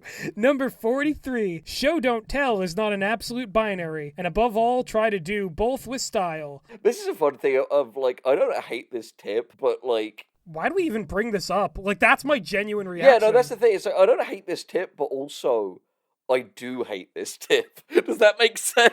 I think anything that just kowtows to stupid, like, internet conversations. Yeah. This, like, show don't tell thing. We're introducing a thing to say this isn't a rule, and the rule is that it's not a rule. It's like, motherfucker, you just should have had a rule here. Like, instead of a, like, this thing you've heard of doesn't matter. It is almost as if there are not 50 short, punchy things that will apply to and improve every kind of storytelling of every person ever. But if there aren't 50, there might not be 25. And if there are 25, there might not be 10. And then we can't put it in a top 10 list, Video Henry! Oh, God. Everything needs to be delivered in a top 10 list. Everything needs to be a punchy YouTube video. Also, by the way, I'm feeling masochistic. Let's do the villain ones after this. We're almost done. It's going to be That's one excellent. big video. All right, anyway. Mamma mia. Next one. Here we fucking go again. Number 44. Speculative fiction is all about exploring new ideas, so come up with some original concepts of your own if you want to write in that genre. I don't know who we were angry about when we wrote this, but I cannot underplay the, like, vitriol almost, the, like, come up with some original concepts of your own, huh, loser, nerd, yeah, no, I feel like we, idiot. like, knowing ourselves, I feel like we must have been angry at someone when we wrote this. Because it feels both way too vague and weirdly specific. Yeah, this is vague posting. This is like we're doing a bona fide YouTube vague post. Like we wouldn't have put, like, if you're writing a good romantic story, it helps to have a romance between some of the characters in it. It helps if the romance isn't dogshit boring, you fucking loser. Yeah. I'm going to step on your balls. Yeah, no, again, this is just the most, like, Captain Obvious, like, it's pointless. Alright, what's the next one? Tip number 45. Perfectionism is procrastination in disguise. Here's the thing. Yes and no. Yeah, no, again, it's the cup of water versus drowning thing. If you aren't doing the writing, which means just getting it out there, you're wasting everybody's time. You stupid idiot. I won't dwell on this. I received an email a couple of months ago. Bro received an email. And you know what happened in the email, Gus. I won't name any names, but it was an aspiring writer who clearly seemed to spend a lot of time writing on a daily basis. They had sent a, like, random unsolicited script to me, and I showed it to, like, Addison and Gus and Meg.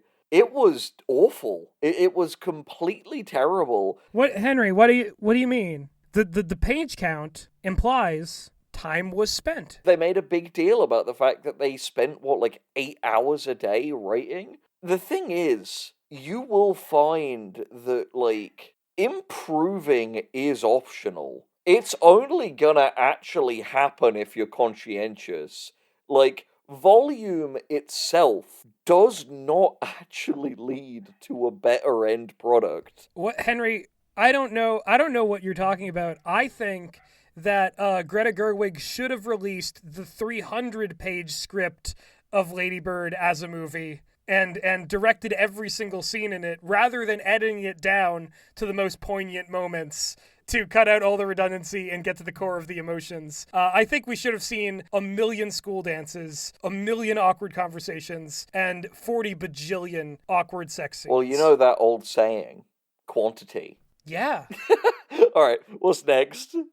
It's oddly brief for such a profound statement. 46 is, want to know if your writing, particularly dialogue, reads naturally? Read it aloud. No, I agree. I will say, there is one problem with this. I'm not a very good actor. So sometimes when I read my own dialogue and hear myself delivering it, I'm like, oh god, is this shit? And it's like, no, Henry, you're just not an actor. It might also be a thing, too, where, like, you know, naturally can vary, because sometimes I could read something, piece of dialogue, and I'm like, yeah, it's lyrical, it's powerful, I nailed it. And then someone else will read the line and be like, that's weird. Yeah, you'll like hear it back and be like, wait, what did that mean? Yeah, so this is table reads. Table reads, they're important. Also, sometimes your brain will skip a word that should be there, but you didn't actually write. And it will take a second person or a more thorough combing to notice. Or putting it through a robot voice. Or put it through a robot voice. This is good. That can be helpful if you're actually just like granular editing. You gotta have that bleep bloop, man. The bleep bloop comes through for you. The bleep bloop. All right, what's next? Number 47. Be proactive. Don't wait for inspiration. Go hunt it down. Yep, no, I agree with that, because it's like, if you're stuck, go read a book. Go watch a movie. Go for a jog. Go for a walk. You're not going to use every single thing you encounter in every facet of your life, nor should you, but it's out there if you continue to live curiously and vigorously. Yeah, the one thing I can tell you is, I think you are just going to burst a blood vessel if your solution to, like, not having a story idea is to just sit down and think intensely with no stimuli. Trying to activate your, like, ultra instinct to get the writing done. Your Gojo like, 6 eyes. No, exactly. You'll probably just end up pooping your pants, pooping your tent, and dying. Without even having sex. A scare. Alright, what's the next one? 46. Cultivate an eclectic taste in multiple mediums. Yes, this includes non-written forms of art, such as animation and music. Cross-train your brain. Yeah, I completely stand by that. I have trouble imagining the person who's like, oh, I gotta watch animated things and listen to music. No! Again, it's another case of if the prospect of that horrifies you. Ditto for if you're like, wait, you're saying I have to read to be a writer? A book? Like, this maybe isn't for you. I have to see words in front of me and process what they mean? Like, don't get me wrong. I know there are some, like disabilities, like, dyslexia, ADD, which both Gus and Meg have, can make it difficult sometimes to sit and focus on a book, but, like, audiobooks exist. You can put it on in the background while you're going for a walk or a drive. Like, it is no less valid to take in a book by listening to it than it is by reading it. No, I've listened to some great books that have, like, changed my life in audiobook form. Yeah, you really, I think ultimately what this tip is truly about is just having an open mind and not closing yourself off to, like, life and art's possibilities. 49. Just don't give up. A lot of people will, and a big part of success in the creative world is just outlasting the people who don't have the guts to stick it out. Again, completely agreed. True enough. True enough. No caveats needed. It speaks for itself. And buddy, we're home, because tip number 50 is never say in 101 rules what you can say in 50. We were such catty little bitches. What? Yeah, what a couple of cunts we were. Yeah, we're so cunty. Confessional cunts. Yeah.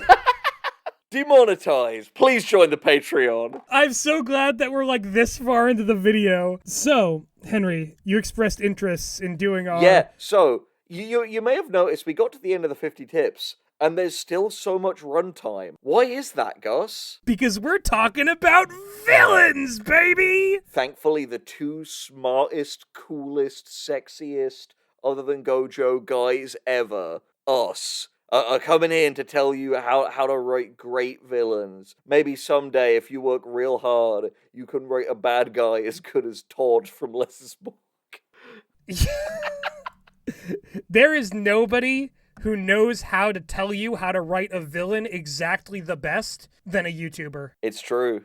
I mean, if you think about it, dude, some of the best villains ever have been written by people with YouTube accounts. Admittedly, no names are coming to me at the moment, but it feels intuitively true. 100% agree. Let's go through 25. We're doing Chuck Wendig's format of 25 tips in installments. We're doing 25 villain tips. We were so mean to We were him. so mean to him. It's true. He was not within his rights to copyright strike us, but, like, I emotionally get where he was coming from. Yeah, no, I mean, let's hear tip number 1 of our fucking... Let's see if there are any... If We're starting with tip number 25, buddy. Oh, yeah, no, because we realized since then that it is better for the algorithm if you count down. Because how will people know what is the bestest of all the tips? And what if we accidentally said end or final and people thought the video's over in its first minute and turned it off? Oh, we're not going there. can't. Oh, danger. That's inside baseball. Tip number 25. Not every villain has to be the hero of their own story, but they should always be the main character of their own story. They don't need to believe their actions will lead to some greater good, just that those actions will benefit them. I fucking hate YouTube, dude. What the fuck does this mean? Like, they should always be the main character and not the hero? Distinction? Irrelevant. Does not matter. Are you too stupid? A villain should never fling-da-ding the schmorgus. And if you crumbling the dongadoo, it will result in a very high flents count.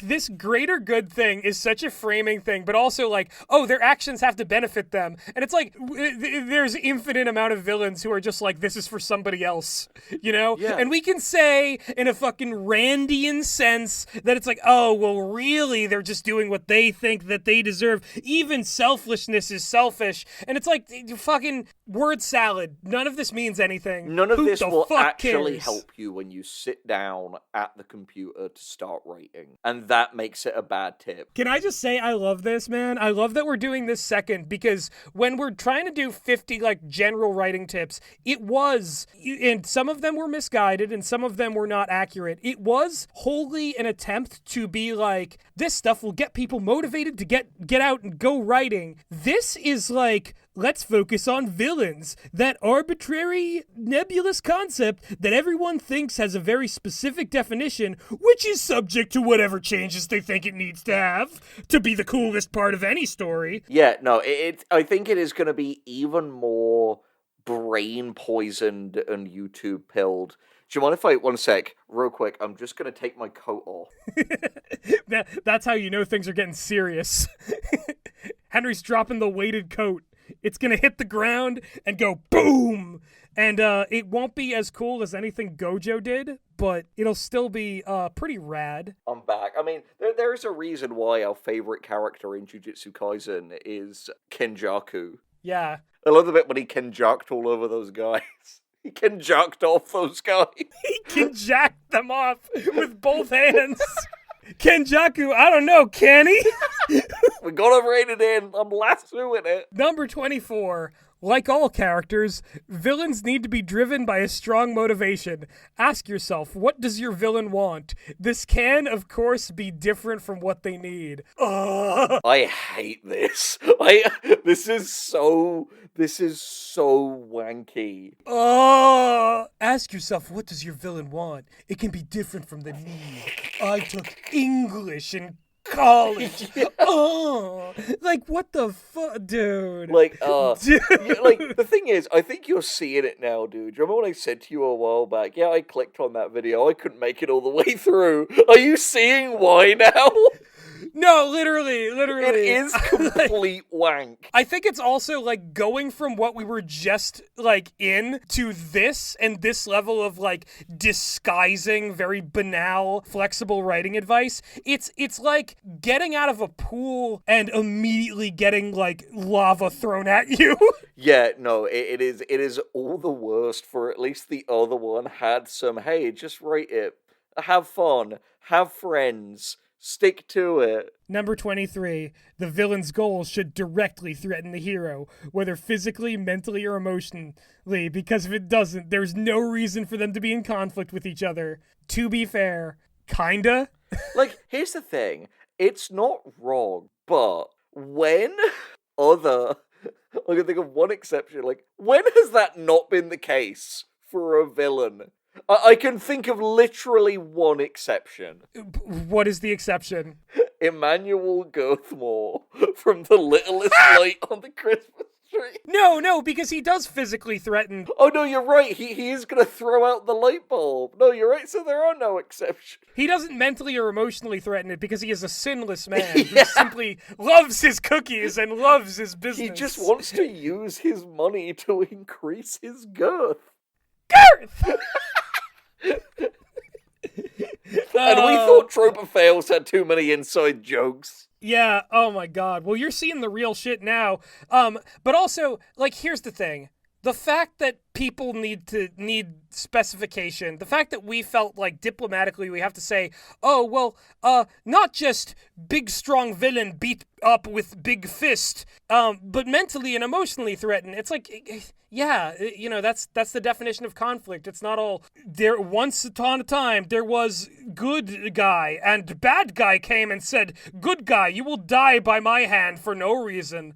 Like, that is fully the realm of hypotheticals. It doesn't happen. It's never happened, and it only exists for YouTube commenters to be like, well, what if there was a villain who didn't do anything in the story and never was around the hero and had no relationship with them whatsoever, but was still a villain to the hero? Yeah, and frankly, there is nothing more useless than writing advice for people who won't write. Speaking of useless, we've got something about semantics. Don't stress too much about the distinction between antagonist and villain. It's largely semantic and won't help you create a unique and iconic character. These arbitrary boxes will only limit your creative potential. Editorializing a bit, they said in the video about how to write better villains. Yeah, no, it's one of those things, and look, we've been guilty of this at different points. We have waded into the semantic muck. And let me tell you, no solutions can be found in the semantic muck because, as we've sort of laid out, definitions are they're not a consistent thing across people. And nobody actually literally cares what words come out of their mouth. They only care what they're thinking those words mean. Yeah, no, exactly. And when it comes to like art like this, and just understanding the conversation, the best you can do is reverse engineer what you think somebody means, ask them what that, like, if that is what they mean, if you're not sure, and then continue communicating from there. The terms really don't matter. Do we agree with the tip? Do we not agree with the tip? Who knows? Who cares? You figure it out. Tip number 21. Villains are allowed to have redeeming qualities, but be wary of making their moral framework incongruent with their actions. I've just thought, like, tip 21, go fuck yourself. Tip 20, go fuck yourself. Tip 19, go fuck yourself. We can't go on that's what together this feels like. No, with suspicious minds.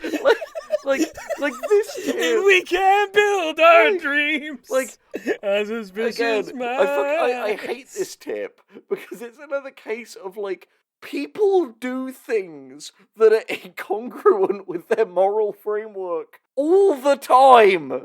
I will give some credit to the Sorkin-esque characters are not people. Like, you should theoretically. Also, the rest of the tip is, if during the writing process your villain fully becomes a heroic character, perhaps you should reconsider their role in the story. And let's be honest, that has never happened to a real person. Well, I think the one example is Emmanuel Girthmore. Is this not just a nice local business owner who loves his sweets and loves his business, and he just wants to use his money to increase his girth? Is he not simply a dedicated small business owner / weight gain fetishist trying to open up different stores around his little town? What the fuck are we doing? Sorry, I just... If you've made it this far into the video, type girth in the comments. Let's see how many of those the YouTube filter catches. Yeah. Girth! Oh, he is my special. I want a crossover. Gothmore and Gojo. Lemon. Number 20, backstory matters. Consider where your villain came from, how their origins influence their actions, decisions, and belief. However, you don't need to give them a Freudian excuse for their actions. Just make the through line of their character consistent. I just hate the way the internet conversation around villains goes. Oh, yeah, and you know what this tip is? It's, write a backstory. Yeah. And have it be good. Yeah, well, which is, again, if it's not your instinct to do that, you probably have bad characters across the board, and having a decent villain won't save that. The backstory doesn't always... There are villains without backstories, but it's one of those things where it's like, if there is a gaping hole where you believe a backstory should be, you're already writing it or you're not writing it. You know what I mean? It's a case of, like, for example, one of my favorite villains of all time, Anton Chigurh from No Country for Old Men, we don't know what the fuck his deal is. He's just a really scary hitman. If you've committed to do the backstory for the villain character, if this is a villain with a backstory, the weird, like, tacked on, like, oh, but don't do it this way, in this quotated phrase that could mean anything, because, again, definitions mean nothing to the internet. Don't do it that way. Do it, some other way. We won't specify. Goodbye. Fuck you. Tip 19, go fuck yourself. No, exactly. Tip 19 begins with if your villain is sentient. If your villain is gay. We're really going force of nature, aren't we? With, like, force of nature. I will not be able to tell anyone what force of nature villain means. No one will be able to tell me what it means. It doesn't mean anything. Yeah, unless your villain is, like, it's like the movie Twister and your villain is a tornado. That's only a literal description, you know? You have to go a little bit more in depth. What's the tornado's backstory, you know? Does he love his wife? Does he love his kids? Does he just need to get home for Christmas? All of these tips, and it is so much more the case for these villain tips, even more than the other ones, they are all more about serving the illusion of you and me as smart people who know what they're doing than of giving any actionable advice. And only smart people who know what they're doing by the, like, stupid and myopic standards of the YouTube writing sphere. No, you're right, Henry, because we're not giving good advice. We're giving extremely basic advice phrased in a way that makes it look like it's genius. Which I would say is the definition of pretentious. We have a pretense about the quality of our sentiments here. Not to knock this guy's humor, because I like the way he derives comedy from, like, some very, like, basic setup and punchlines and some very, like, just, like, looking at phrases and situations and finding the, like, obvious funny bit in them. But, like, this is the writing advice equivalent of, like, a Dimitri Martin special. Yeah, no, I get it. It is the thing you already thought it was going to be, but isn't that weird? Yeah, this is a mix of puffery and confirmation bias for the kind of person who is searching villain writing tips on YouTube. Let me talk a little bit about villain sentience for a moment here. Let me lay some thick truth on you. As I feel like I'm slowly becoming less and less sentient. If your villain is sentient, they should have principles, even if that principle is every man for himself. Villains are more interesting when they actually believe something, especially when that belief puts them in philosophical conflict with your main character. If you find yourself stumped on what your villains believe, there's no shame in looking at your hero's principles and reversing them. We're on this shit again, are we? Oh, God. It's one of those things where, like, this tip is directed at, like, I want a villain in my story, but I don't know what the story is and have no idea what the character is. What if I just inserted anything there to just make sure that I have a villain? Yeah, it's such, like, easy-bake storytelling bullshit. If your hero's principle is, I love pancakes, the villain is, I hate pancakes! I hate pancakes, and also I'm racist. And I'm racist! And the hero's like, hey, I'm racist too, so where does that leave us? And it's pancake. What? Sorry, that thing is taking a hit me. It's like, but they hate different races, and it happens to be the races that the other one is. That's some conflict right there. That's a complex story. That's got some moral ambiguity. I mean, as a great scholar of YouTube once said, can a heroic character be racist? I mean, it's maybe a function of how far we've gotten into this video and the fatigue set, but I love the fact that these villain tips, it's hard to even excavate substance from them in criticizing them. Speaking of, what's 18? Wait, except, actually, this one's a good tip. Actually. Okay. Studying other fictional villains can be rewarding, but we recommend also studying real life for inspiration. Serial killers, dictators, mob bosses, corrupt politicians. Real life is full of people who hurt others to enrich themselves. Study who they are and why they do what they do. Yeah, no, that's true. Again, like, to refer to the thing without giving the whole thing away, I read an entire book about Vince McMahon for my latest project. It's Ringmaster by Abraham Reisman. Fantastic book, major trigger warnings for a lot of unpleasant stuff going in. But yeah, you will often find that real life is so much fucking crazier than fiction. You will find that generally, when you take a real, like, bad person, to, like, inspire your villain, that there will be aspects you need to dial back for the sake of good taste. No, like, the thing about this, man, like, this tip is that, like, this is the like, first tip, I think, in this list that we can genuinely sign off of. And what it is the touch grass and have something to say, you know? No, exactly. It is a mix of be interested in the real world, have opinions and perspectives. Because believe me, there is no art that is more boring and myopic and will age out of relevance sooner than art that only exists to comment on other art. But Henry, how can I write Jinx the Cypher, Thanos, Alistair the Radio, Joker? And here's the thing, you won't. I won't. I certainly won't. And the thing is, if you in the audience are thinking about it, you won't either. You'll just think about it. It's someone else's job. Exactly.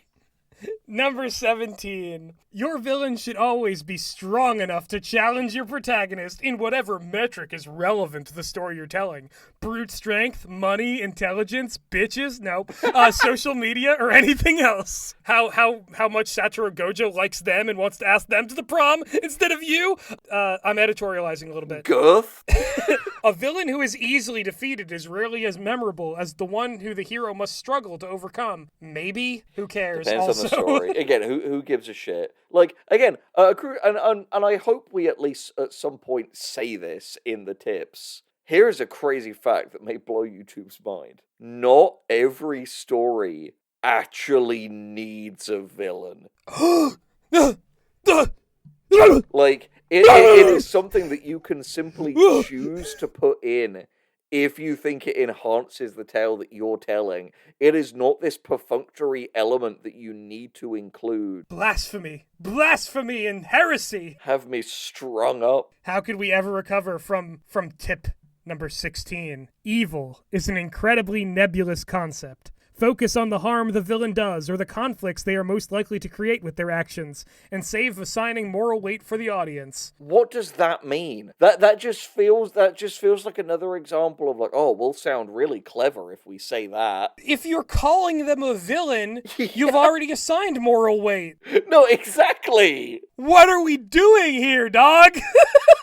This is basically the fucking, like, the finale of the Two Professional Writers series. Yes! Let it never be said that we do not go as hard on ourselves as we do to any of the other people who we subjected this to. Dude, we're taking our younger selves' lunch money. We are wedging these fools. We are putting their heads in the toilet and giving them swirlies. Can I tell you an idea I had a while back? That I think it would be really funny if you, like, bleeped portions of this. By the way, viewers, before Henry says whatever he says that you will not hear most of, this is a big advertisement for what the Patreon's like most of the time. No, it's true. Like, specifically what we're at this stage in the video, that is the level of chaos you will often see on the Patreon. The level of chaos, the level of, like, earnest, like, you know, taking all the YouTube bullshit off and just talking about our own process and how it came to this. How it has become to this. What have you say? What will you say? So this is just an idea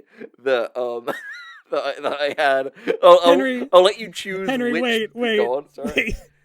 Wait. I don't tell you this often enough, but you are my special. You are my special too. So, okay.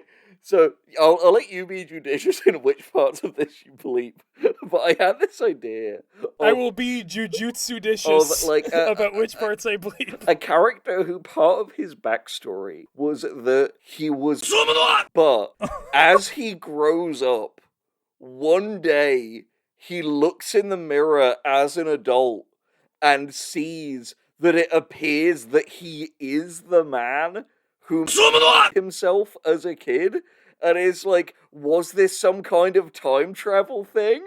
But then, at a point he realizes, after looking into it, he was like, no, this wasn't time travel. It wasn't me. It was my much older twin brother. Henry, are you okay? No. What's the next tip? Number 15, moving swiftly along. A villain can have any aesthetic, identity, affiliation, or belief system. But remember the real-world baggage that can come with assigning these traits to a character. It could be detrimental to the appeal of your story to inadvertently create an association between an innocuous demographic and outright villainy. What a soulless marketing way to say, like, don't be racist. Don't be racist. I am a YouTuber.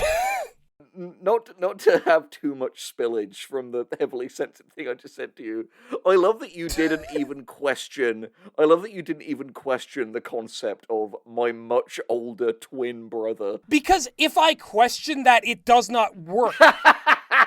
Your idea leads up to the thing that undoes it. Never let it be said that I don't know how to create a great villain. Okay, coming back to this, again, this is a tip that is a house of cards, because it is basically us being like, this is us trying to tread around the idea of don't make a villain who is like a racist depiction of a certain race. Here is my villain, the predatory lesbian, or the, like, evil gay deviant or whatever, but we couldn't say any words like racist or homophobic because people on the internet are like, how could you even imply that? What if someone accused me of being that one day? That would ruin my life. Don't speak it into the universe. I think it goes even further than that, man. It's like, it's one of those things where it's like, if it was like tip number 15, don't create like racist caricatures or sexist caricatures. Like, what if I want to? It's not even what if I want to. It's someone in the audience, many someones in the audience going, I'm not racist! How dare you call me specifically racist? And it's like, where do you come from? Who are you? It's a perfect example of that thing of like, my therapist is a real weirdo. Keeps showing me these ink blot pictures of my parents having sex. Yeah, like all you had to do was shut up. Like, we don't know you exist. You don't have to say that you have any relationship at all to whatever ism you don't want to be. We did not say any of this to you. This was not for your benefit. This is the reason why here on YouTube, on this good old platform, we have to be like, if you, instead of just saying, don't fucking make a story that a large group of people will be like, God damn, this person hates me. No, exactly. Like, for most of these people, whatever we say is ultimately drowned out by the endless thump of the telltale heart beneath their floorboards. They got political in this video about villains, which should never be assigned moral weight by the storyteller. Don't do it. Tip number 14, when in doubt, make your bad guy badder. As we've alluded to before, conflict is the heart of all good stories. So make your villain confrontational. Nothing wrong with having them kick an occasional puppy, metaphorically speaking, sometimes. Chuck Wendig could have written that. Oh, yeah. Just for the sake of our fear of people in the comments being like, well, what if I want my villain to be a perfectly nice guy who doesn't do anything mean? Then you want the word villain as a fun aesthetic. And it's another case of you, person saying that, you're not writing. Because that's not how writers think. What if I want this? Do it! Do it! Do it, you little bitch! Write it, pussy! Write it, you fucking fool! You idiot! Just like, well, I'll be able to finally write a story when strangers on YouTube have finally answered every possible what-if question I have about the permutations of storytelling. When that's all done, I'll be able to do it. Toolbox fallacy? What the fuck are you talking about? It can be compelling to see how a villain... This is number 13, by the way.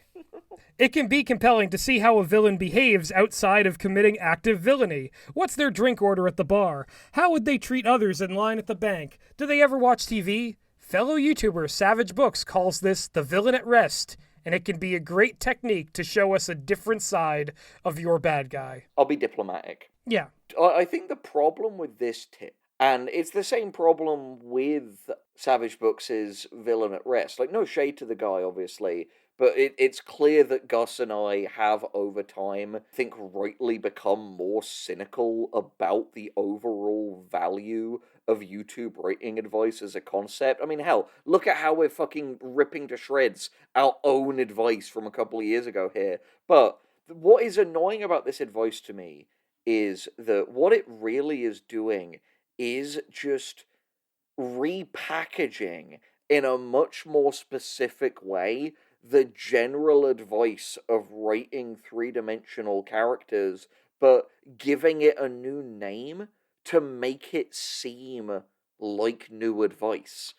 When really it's just absolute, like, Billy basic stuff. And again, hell, if this stuff helps you, if the idea of that fucking dude from Yu Yu Hakusho and his orange juice Oh yeah, helps, Taguro and his orange juice. helps you write Hell a better yeah. villain, more power to you.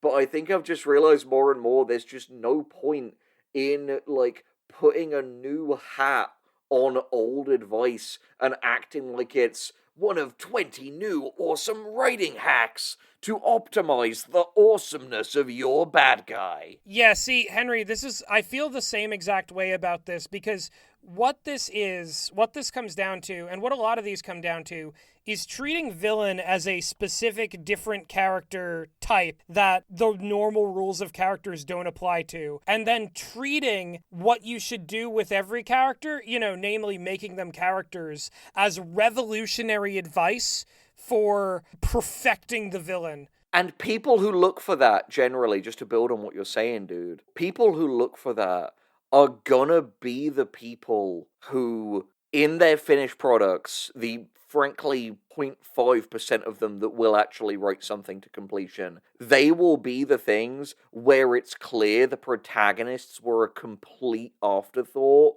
and their villain will generally be a completely overwritten wannabe scene stealer. Just make the characters into characters. And again, no shade against Savage Books, except for the fact that he dared to question Satoru Gojo. Satoru Our Gojo boy! could work. How dare anyone? How dare we? All we right. wouldn't. What's the next And that's one? why we're moving on to tip 12. Almost beatboxing there. Tip 12. By extension, ask yourself if your villain treats all other characters the same way. How do they behave towards their enemies compared to their allies, underlings, superiors, or even totally neutral parties? Do they have friends and family? Sometimes even the most terrifying villains have exceptions. Henry, was this a draft of the previous tip that we just left in the video? And the thing is, it is, like you said a second ago, Gus, it is just another example of the horrific YouTube writing advice tendency of what I'm now going to dub villain exceptionalism. Where it's like, I never thought about what my villain is or what they do, or like who they know, or like so many of these are just like, remember, give your characters traits. It's so funny, just this idea of like the theoretical made up person who needed this advice, who, like, the, like, rest of their story, like, the protagonist, the world, it's like something like James Joyce's, like, Ulysses. It's incredibly, like, dense and, like, realistic, and all of the characters are so, like, vividly drawn, and then the villain is just, like, Dick Dastardly from Wacky Races. And it's like, oh, thank God that you came along and told me I should apply the same amount of effort to my bad guy. It wouldn't have been my instinct to do this otherwise. And then we see the Dick Dastardly character in the second draft be like, I should call my mother and father sometimes. You can call me Dick. Why did he say the PP word? Cock? That meme was so good. Tip number 11. Will it be the same of the previous two? Let's see. Tip number 11. No matter how powerful and dangerous your villain is, even one moment of vulnerability can go a long way in making them feel It is the complex and same as the nuanced. previous two. Do they have doubts, fears? Like your protagonist, give them moments where they're uncertain or hurt. It will only serve to Make your emphasize the rest of characters them. three-dimensional, cunt. When in doubt, make your character a character. Don't make them a shitty poo-poo who likes to fucking stab people for no reason. Make them feel complex and nuanced, or just make them complex and nuanced. No, exactly. It's like there's this fascinating arse backwards method of characterization of, like, you build protagonists by figuring out their core drive and their background and really just building them layer by layer from there. For villains, you create a mustache twirling evil guy.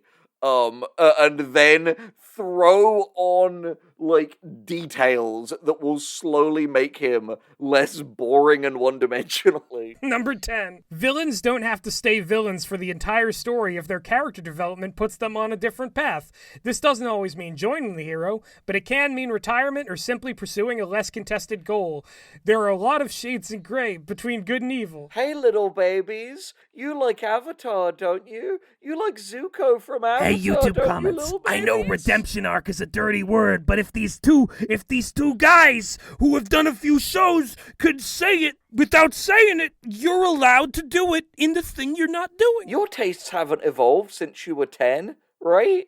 You'll love this. Oh, thank God, so you can watch YouTube videos perpetually. Oh, we're getting spicy. Fucking hell. All right, next. Oh boy, mamma mia.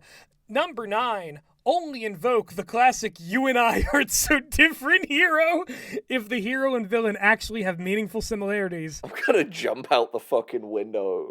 Like, I love this idea of, like, you have a lot in common, you and I. No, we don't. Come to think of it, you're right. I'm not sure why I said... It feels like a fucking Alistair Beckett King sketch. What the fuck is this advice? This is another thing of, we had to have 25 of them. And we sweeten the pot with, also don't have that line in the story if you want to avoid cliches. Like, as if there were people who are being like, oh, but I wanted to use that exact line. And I wanted to before you even brought it up. Like, I was so determined to, like... You know what this is? This is just like the show don't tell thing from the other list, where it's like we've brought up a thing that is just a random internet talking point to litigate it, but come to no conclusion. On this, we are simply no better than Lily Orchard.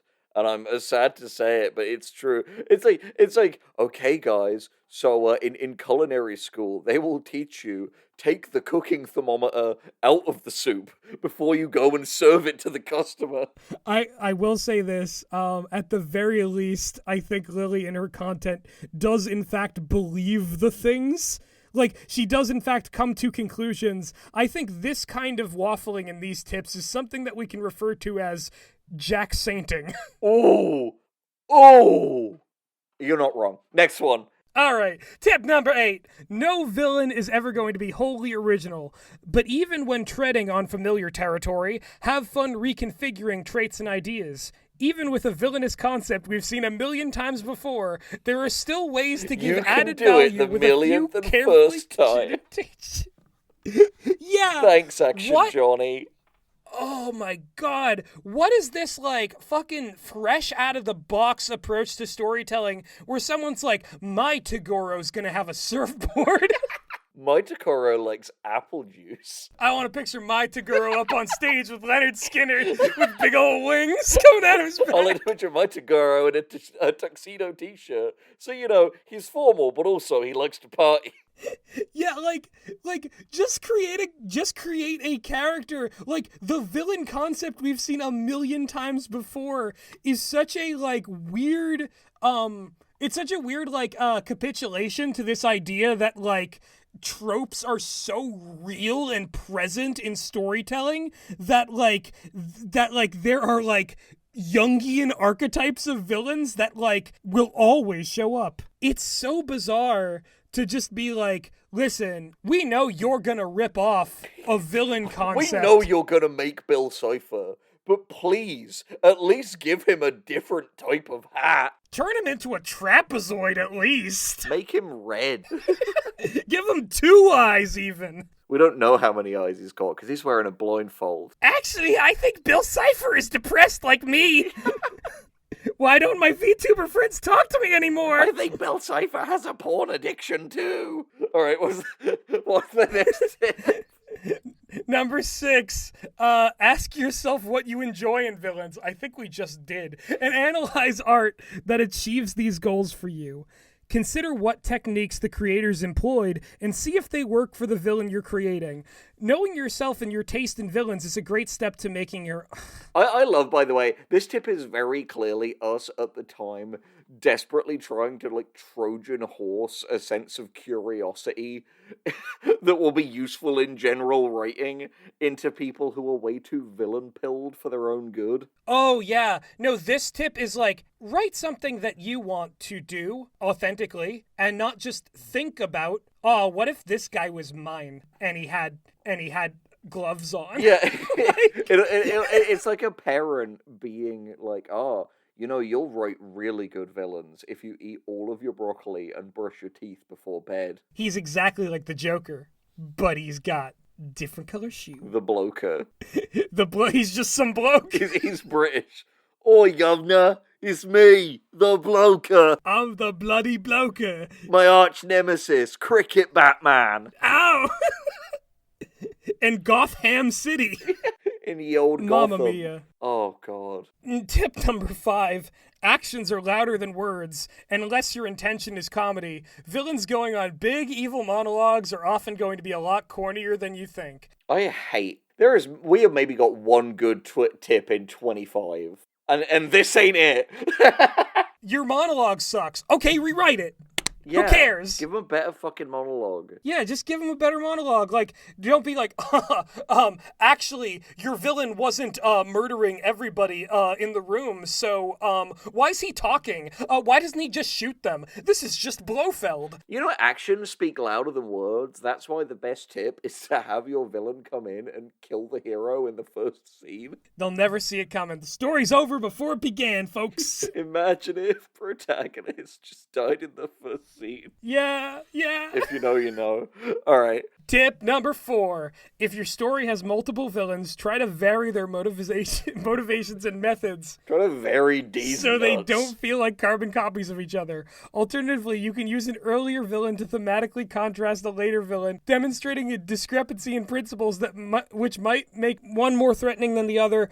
Henry... See, it tears me up inside. Like, us having to lie to ourselves that the kind of person who uses these tips is ever going to create enough of something to have one villain in it, let alone a later villain that, like, thematically contrasts the first one. Dude, we are masters of rearranging words We are in aesthetically pleasing ways. We are we are Ken Jockin' it out here.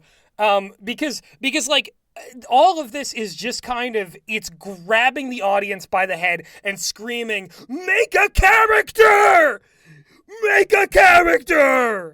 As you come inside them, Michael Jackson shoulders up. You've just very much the cadence of the, you're not okay. You're not okay. You're not okay.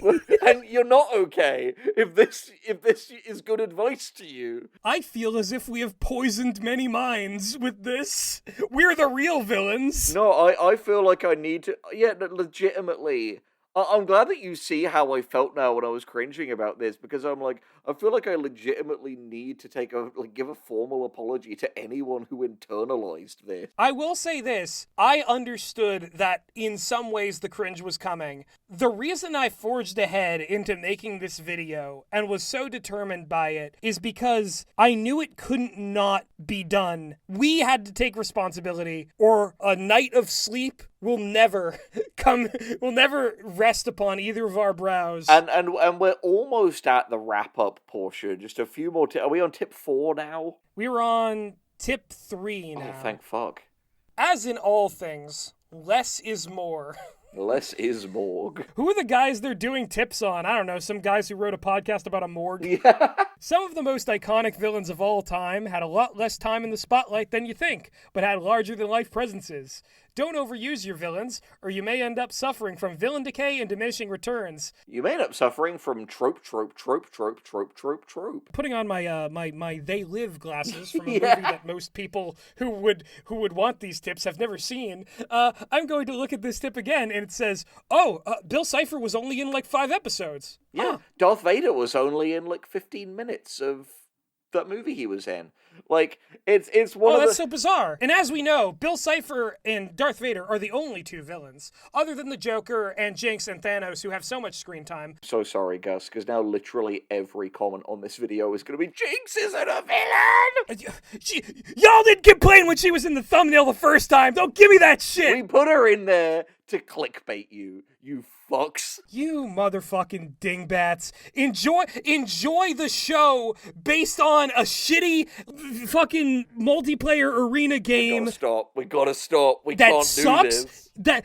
It's League of Legends sucks. It's a miracle that Arcane is a watchable show. And all of you know it because you are pissed when lore from the game ends up in the show. You fucking saw Vi in her police outfit and you're like, oh no, I hope she doesn't become a cop. Motherfucker, Vi is a cop. That's her whole character. That is who her design is. And hey, you want to come at me about it? I do not care enough about the audience that thinks that's the pinnacle of storytelling that it will matter what you have to say to me.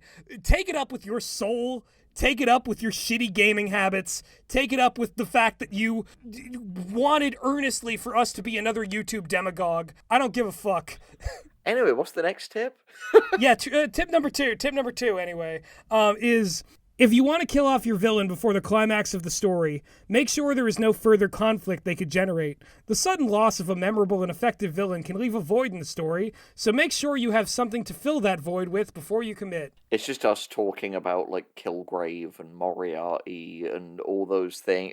It's a subtweet. It's a Lily-style subtweet. It is a Lily-style subtweet, and it's also one of those things where it is worded in such a way that without drawing attention to the exact examples, it does not make sense to the ear of a person who is not fine-tuned to our catty bitchiness. Yeah, who, like, doesn't already have our frame of reference. This is like, what does that mean? Yeah, and it's like, well, we couldn't tell you without giving away the game that we just didn't like certain shows. Or didn't like how certain shows handled. It all comes back to cross-arm, I don't like Deadpool. Legit. No, and that's so just shitty. Final tip, and then we'll wrap it up and we'll give you the constructive outcome. The final tip. Number 1. Just remember, no matter how memorable and interesting you make your villain, you need to make your hero just as compelling. A lot of people fall into the trap of thinking a fun villain is all they need and all the audience wants. Don't fall into that trap. Be remembered as someone who made holistically great art, not forgettable art with a pretty good villain.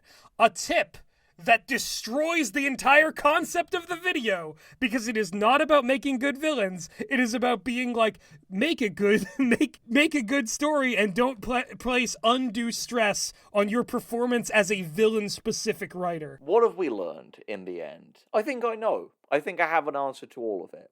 And I think, or at least I hope, that anyone who is still watching this, thank you for enjoying this fucking BDSM session of Gus and I, like, flagellating ourselves and each other. Gus, this is the last video of what is technically the Two Professional Writers series, something that, to the mind of most people, just suddenly disappeared. This is the end of Professionellion. And whenever something ends a series, you kind of have to wonder, what did that end say about the series itself? How did it reflect? We have taken the writing advice of Lily Orchard, of War Forum, Jeff Bezos, Chuck Wendig, Jordan Peterson, you, the audience. Am I missing anything? Alan Moore.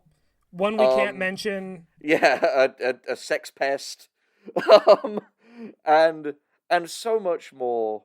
And ourselves, finally. Yeah, holistically. And at the end of the day, I think what it all comes down to is the fact that, like, it doesn't matter if that writing advice is coming from a bunch of people with kinks on a forum, the richest man in the world, a, like, writer who in the former days of Twitter would have been known as a blue check, some creepy pornographer, one of the greatest comic writers / weirdos of all time, or two guys with YouTube who like to make podcasts and are hoping to still indulge in kinds of online creativity.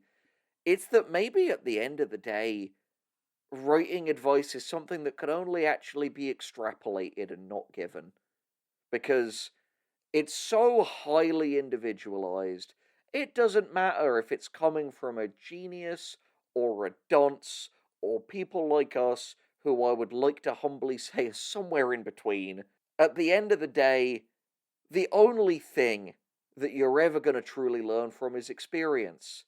And you will only get experience when you actually do the thing. I fully agree. And that's the thing. You could scour the ends of the earth for all of the writing advice there is, all of the techniques, all of the tricks, all of the terminology, all of the different structures to a story, all of the different character archetypes. You could indulge and watch and ruminate and criticize countless pieces of media from every form, from book to movie to music to podcast, through all of it. You will not find your own authentic soul. That is something that you are going to have to realize and make manifest in the world through your own drive to do it, to create. That stuff is out there waiting for you, don't get me wrong. It may supplement your journey. It is not what you actually need. Theory and plans, frankly, very rarely survive contact with the keyboard. To quote Mike Tyson, everyone has a plan until they get punched in the face. And you're going to learn more about being a good boxer by being punched in the face than you are from watching 1,000 boxing matches or reading 1,000 books about boxing. And the same is true for writing. We can't teach you how to write because the only thing that taught us how to write is doing a lot of it, in some cases doing it well, in a lot of cases doing it badly, trying our best to be a little bit better each time. Like Gus said, good advice, wisdom, will only be good for those moments of inspiration. Just gathering dust in your head while you do other things and fantasize about how great your story will be when you go around to telling it, you're only hurting yourself, because you're not going to be able to tell the stories anywhere near you want to tell until you've built up the muscle memory that only comes from just writing an absolute shitload. And if ever you were looking for an excuse, looking for a sign that today is the day, motherfucker, after so long of thinking, I'd love to write a novel, love to write a series, love to write a movie, a podcast, a comic, a song, whatever. If you are looking for that sign, this is that sign. And you need to prepare yourself for it not being everything you want it to be. Because even the best of the best, it is never everything that they want it to be. But for it to be, for it to exist in any state, you will have done better than 99.9% of the people who ever dream about doing this. And the question you've got to ask yourself is, do you want to die with those dreams? Well said, Henry. Because this YouTube video, it's not writing advice. It is a moratorium on the idea of writing advice as a central thing to the process. We are a YouTube channel made up of creative people and writers. And our goal here is not to create the people who will make works that we would appreciate. We don't want better writers. We want more writers. And yeah, be one of them. Thank you for watching. Thank you for watching. Subscribe to We Are Not Alive for more videos, which will not be instructional, but they will be entertaining. I'm glad that you've all taken us this far. I hope you're ready for whatever comes next on the other side of that dazzling horizon and in that near future.